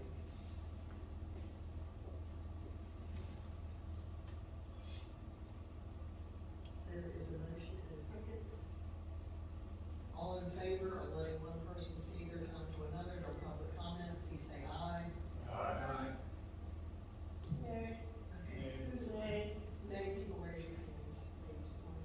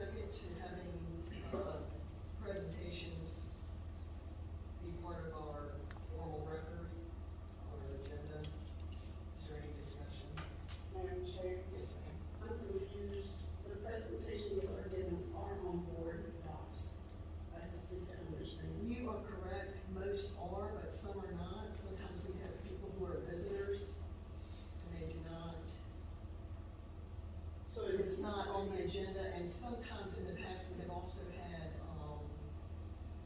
I can recall staff members not, their presentation doesn't show up on the agenda. They just, I guess they bring it with them and we look at it and then it's gone.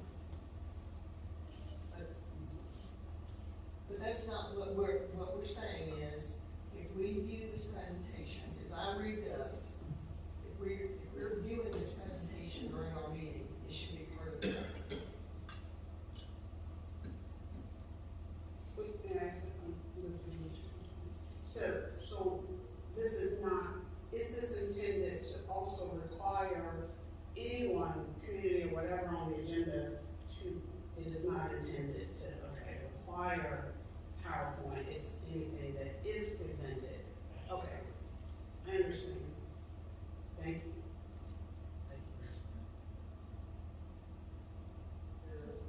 Yes.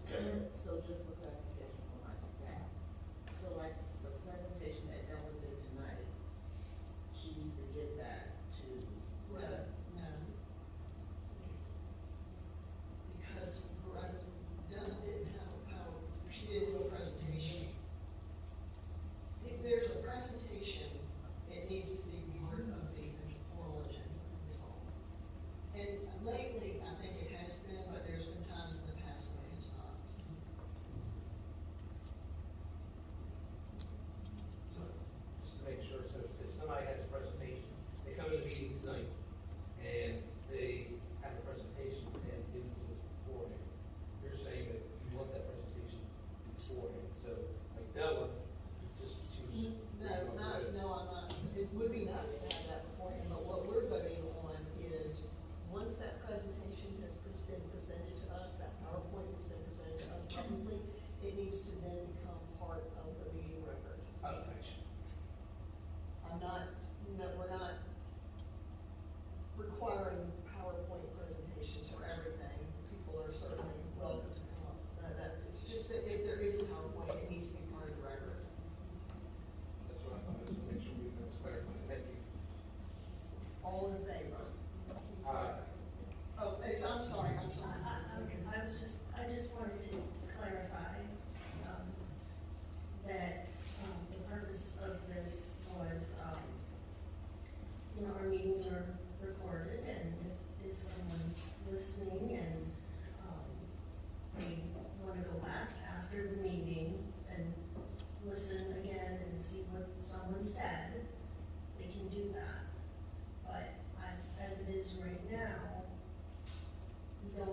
they don't necessarily have opportunity to do that with the presentation that's been shown on the screen. And this is just ensuring that opportunity is there. Yes. There's been a motion and a second to have presentations that are presented to us, included in our formal meeting. Is there no more? All in favor? Aye. Opposed? Nay. 2 nays. School board items. Who would like to start? Mr. Neal. I'm good. I would congratulate all the beta kids that did such a fantastic job to achieve what they achieved, but they're all long gone, probably because their homework was on the bed by now, so I'm good. I would like to say, with the passing of 13.02, that we recommend that our badges will let us into schools to sign into the office. And also, if any of the board members have heard any feedback from the school lunches, I would like to hear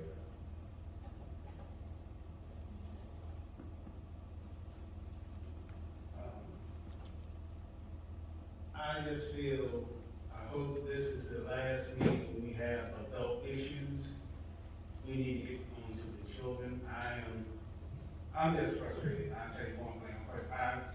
Not many children issues has been discussed. And that's what I want to hear about. All this adult issues. I hope tonight ends it, because I want to get to take care of more school issues. Like I say, I let you know about the schooling. I did hear from some. I hate to tell you this, but a lot of, I've been talking to some of the kids, because I know a lot of them, they're saying we don't see that food at home. I'm sorry, a lot of these kids are not getting green vegetables. And when they see it on the plate, they don't know what it is. And that's why they're going hungry. And I told them, when I told these parents, I said, you're trying, but you just have to start doing it yourself, feeding your kids vegetables. McDonald's, Burger King, Wendy's, all that, you need to stop. You gotta go back old fashioned and start cooking. And they looked at me very funny when I said that. So, but I commend all the employees that we have. They're trying to keep them, but as again, it starts at home. And that's all I have to say. I had an opportunity last Saturday to go to the Arcadia High School's Rock and Roll Show. It was really good. The kids did an excellent job, worked really hard, and it paid off the early show. So I believe they have another show coming up this Friday and Saturday. It's only $5 to go out there and support them. They did a really great job, and I think you'll be really pleased. And it'd be good to see some people out there for supporting them. So, and this coming Friday and Saturday, go out there see the rock and roll show. Well, now I know what I'm doing this weekend. I went to the Badger program at Arcadia and was so impressed with the welding program. Mr. Neal and I went, and I would, if you all haven't been, I would encourage you to go. The day that we went, they were having to have a regional competition, and so well run. I can't say enough about the instructors and the automotive program also. And what was so great was to see the kids, they were really so engaged. Nobody had their cell phone out, I'll say that. They were all very engaged, and it was nice to see. So I just encourage you, if you haven't been, try to go.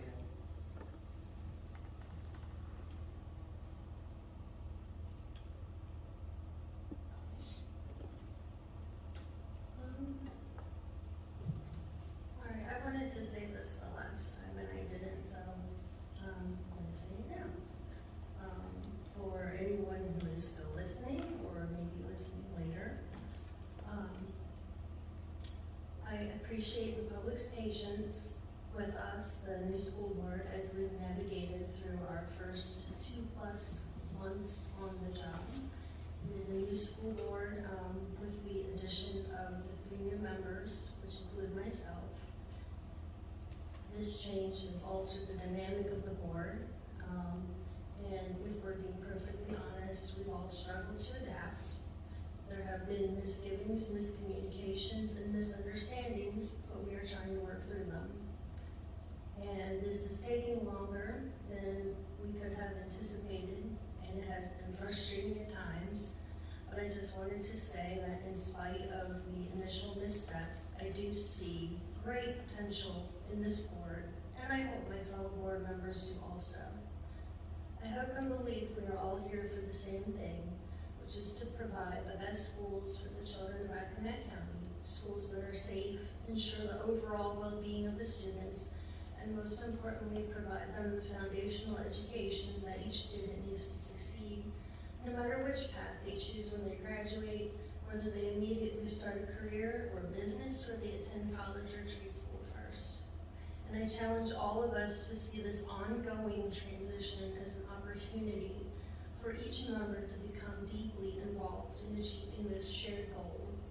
And my challenges for us to do more or do better include: don't just say thank you when a principal or department head gives a presentation. Do ask questions. Don't just follow the meeting agendas. Do tell the chair or the superintendent about issues that we need to discuss so they can be added to the agenda. And don't just vote to approve minor policy amendments, but do engage in meaningful discussion and introduce new policies. And again, I'm not saying we're not doing any of this now, but we can all do better. We have the tools to fix our schools and build them into something great, but we have to be willing to use those tools. I'm ready, and I hope my teammates are ready to work together to build Accomack County Public Schools into a division that benefits our students and makes them and the teachers, parents, and community proud.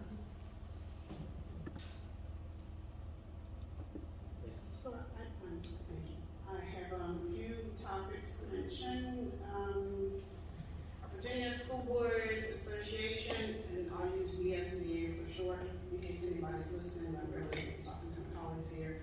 So, the association declares March annually as Equity in Education Month. I could use special education as one area where we look for equity, meaning every child gets the resources that they need, so I know education is important to us. That's just one example. I bring a couple ethics quotes. Ethics and equity and the principles of justice do not just change with calendar. The second one, and then I'll move on. Equity in education means creating an inclusive and supportive learning environment that celebrates diversity and promotes fairness. Next topic, I'm registered for the VSBA free webinar. It's offered at lunchtime. I think it's Thursday, March 26th. It's titled The Rising Tide for Equity. So I want to publicly encourage my school board colleagues to register. Also, especially given our commitment to putting children first. In addition, I shared an article from the VSBA with each of you, one that encourages us to continue to build trust, to build understanding while improving communication. It's one of the many great VSBA resources that's available to us. VSBA also celebrates April as Workforce Readiness Month, and I pulled this from the newsletter. April is as Workforce Readiness Month is to promote the need to identify workforce development opportunities that enable students to be prepared to succeed in the economy. That's something that, I definitely support. So and specifically here, Madam Chair, and Dr. Hall Superintendent, it would be great if our ESCC partners could present highlights of what's going on there during April. My recall is that my previous suggestion to bring Dr. Schaefer, the president, and or his designee in soon was approved. So that's a specific recommendation. I'm looking forward to being a guest reader again this year. As a person who works two full-time jobs, this not being one of them, it's an opportunity that I really look forward to support the teachers and the students. If there's any school that hasn't reached out to me as a guest reader, just reach out. I'd be glad to. That's all I have. I had two things. One, congratulating the children on beta and the awards they got and the ones going to state. And I had the opportunity to be a chaperone on that, and I've done it a couple of years. And it's really a neat event to see how well the kids do from the county at the convention and all the events. The other thing was, so last Saturday I was at the Champaign High School Athletic Boosters basketball. They had the whole season, but it was the championship game, the tournament.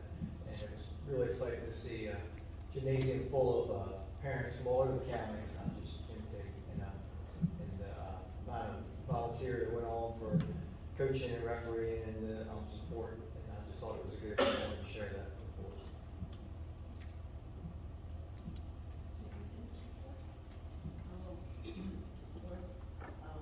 Heading next guest reader day is Friday. Usually starts around 9 o'clock. Right. We just found out some information about budgets, and so that is going to talk to you about that. We just got information, and it's not all you guys. Good evening. I'm going to read what I'm reading is from the superintendent's email that was sent on February 28th. I'm just reading pieces of it. Last Thursday, February 22nd, the full Senate and House of Delegates voted to adopt the separate proposed budget amendments, each chamber released on Sunday, February 18th. They will now proceed to a conference committee later today, which is the 28th, and upon final passage to the governor for review and action. They wanted to point out, and this is DOE, that there are significant differences between all three budgets, meaning the governor's, the Senate, and the legislatures, including spending differences of well over $1 billion. I don't think I ever recall such differences as this. There's no guarantee that a budget will be finalized by the reconvened session scheduled in April. which would be disappointing. Additionally, a great deal of spending in the budget varies from the traditional formulas used to distribute funding to schools. The impact of these decisions may vary dramatically between divisions. So I just tried to put together a little table to show you some of the differences between the three budgets. I think I mentioned to you before that the VRS had actually released a decrease in the VRS rate, and I have not included it in the budget because that's happened before when then one of the final budget did not include that decrease. All three versions have that decrease. That will be additional money that we can allocate because I allocated a higher percent. Compensation supplement. The governor proposed none for 25, 2% for 26. The House proposed 3.375% for 25 and 26, and the Senate proposed 3% for both years, but the first year beginning in October 1st. We traditionally, and I don't think have ever not given a raise effective July 1st, even if we don't get the compensation supplement for the whole thing. It's a big deal to send out contracts and payroll, and so we have always traditionally done it July 1st. The blue highlighted items, you'll see the little legend on the bottom, that means that's non-discretionary. So even if we get that money, we have to spend it in that area. It appears that all three budgets have expanded their reading specialists, and that's included in basic aid. You won't necessarily see that separately. They expanded to 8th grade. The Accomack Northampton County one-time distribution, what we have also called COCA before. The governor put in $667,000 for Accomack for both 25 and 26. The House increased that by $792,000, so that would restore our current level for both years.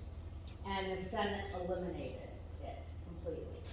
Dr. Hall and I had an opportunity to be on a virtual call with Senator DeSteph, and one of the discussions we had with him, you see the bottom line, it says increase 2.5. He was so excited that there was an increase by the Senate budget over the governor's budget. And while we said, yes, that's true, the vast majority of that is for at-risk, which means we're not going to be able to use that for what we want to. We're going to have to come up with other programs. So at the same time, there is money that is discretionary, such as the general fund distribution for the grocery and personal hygiene tax. So there is some discretionary money, but the point that Dr. Hall and I and Northampton County tried to make to him is that every school division in the Commonwealth is going to get this extra money. And every school division is probably going to direct most discretionary money towards teacher salaries. So at the point where everybody might be able to move forward 2 steps, if we lose our specific Accomack Northampton one-time distribution money, we'll back up 3 steps. And actually we had a little calculator out in Rhonda's office, and the new discretionary money that we will receive from the Senate budget, because remember, it's a lot more money, but it is not discretionary. The new money that we will receive, which is discretionary from the Senate budget, will not fill the hole that will be left by losing the Accomack Northampton distribution. So even though that looks good when you look at the bottom line, it's going to put, in my opinion, it's going to put us without cutting programs or coming out with something that's going to put us further behind as far as where we rank in the state, because everybody will use that, but we have to use ours to fill our hole. Bonus, the governor had 1%, both of the legislatures removed that. The supplemental general fund distribution for grocery and personal hygiene, the Senate put that back in. English language learners, there's an increase there. The governor increased it, and both the House and Senate increased it more. That'll be targeted towards specific English language learner tiers. And at-risk money, you see that's where both the House and Senate, well, the governor increased it as well. They're really focusing a lot of money on at-risk. we already have to account for this at-risk money. If we get additional money, it will have to be targeted to specific at-risk programs. So that's just kind of an overview of where we are, and we'll wait until we see if they pass a budget in April, and then we'll be coming back. Are there any questions? So, you said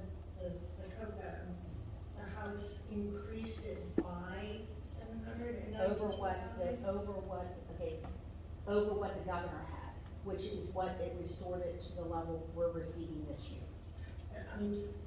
I'm saying, so is it up to that, or is adding that? Up to it.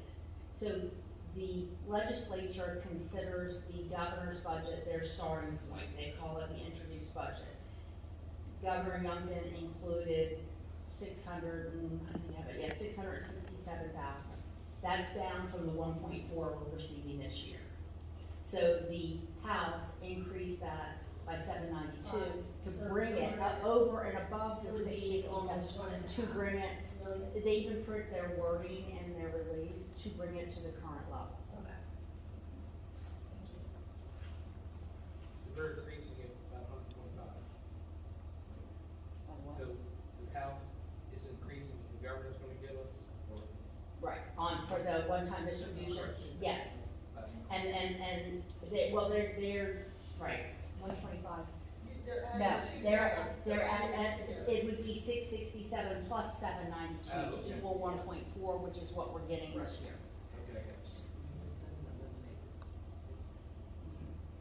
I got you. I think the governor and staff realized how upset we were for that by the end of the call. And we sent him a very long, HR help, Dr. Hall helped, we sent him a very long email saying just how that would affect us. I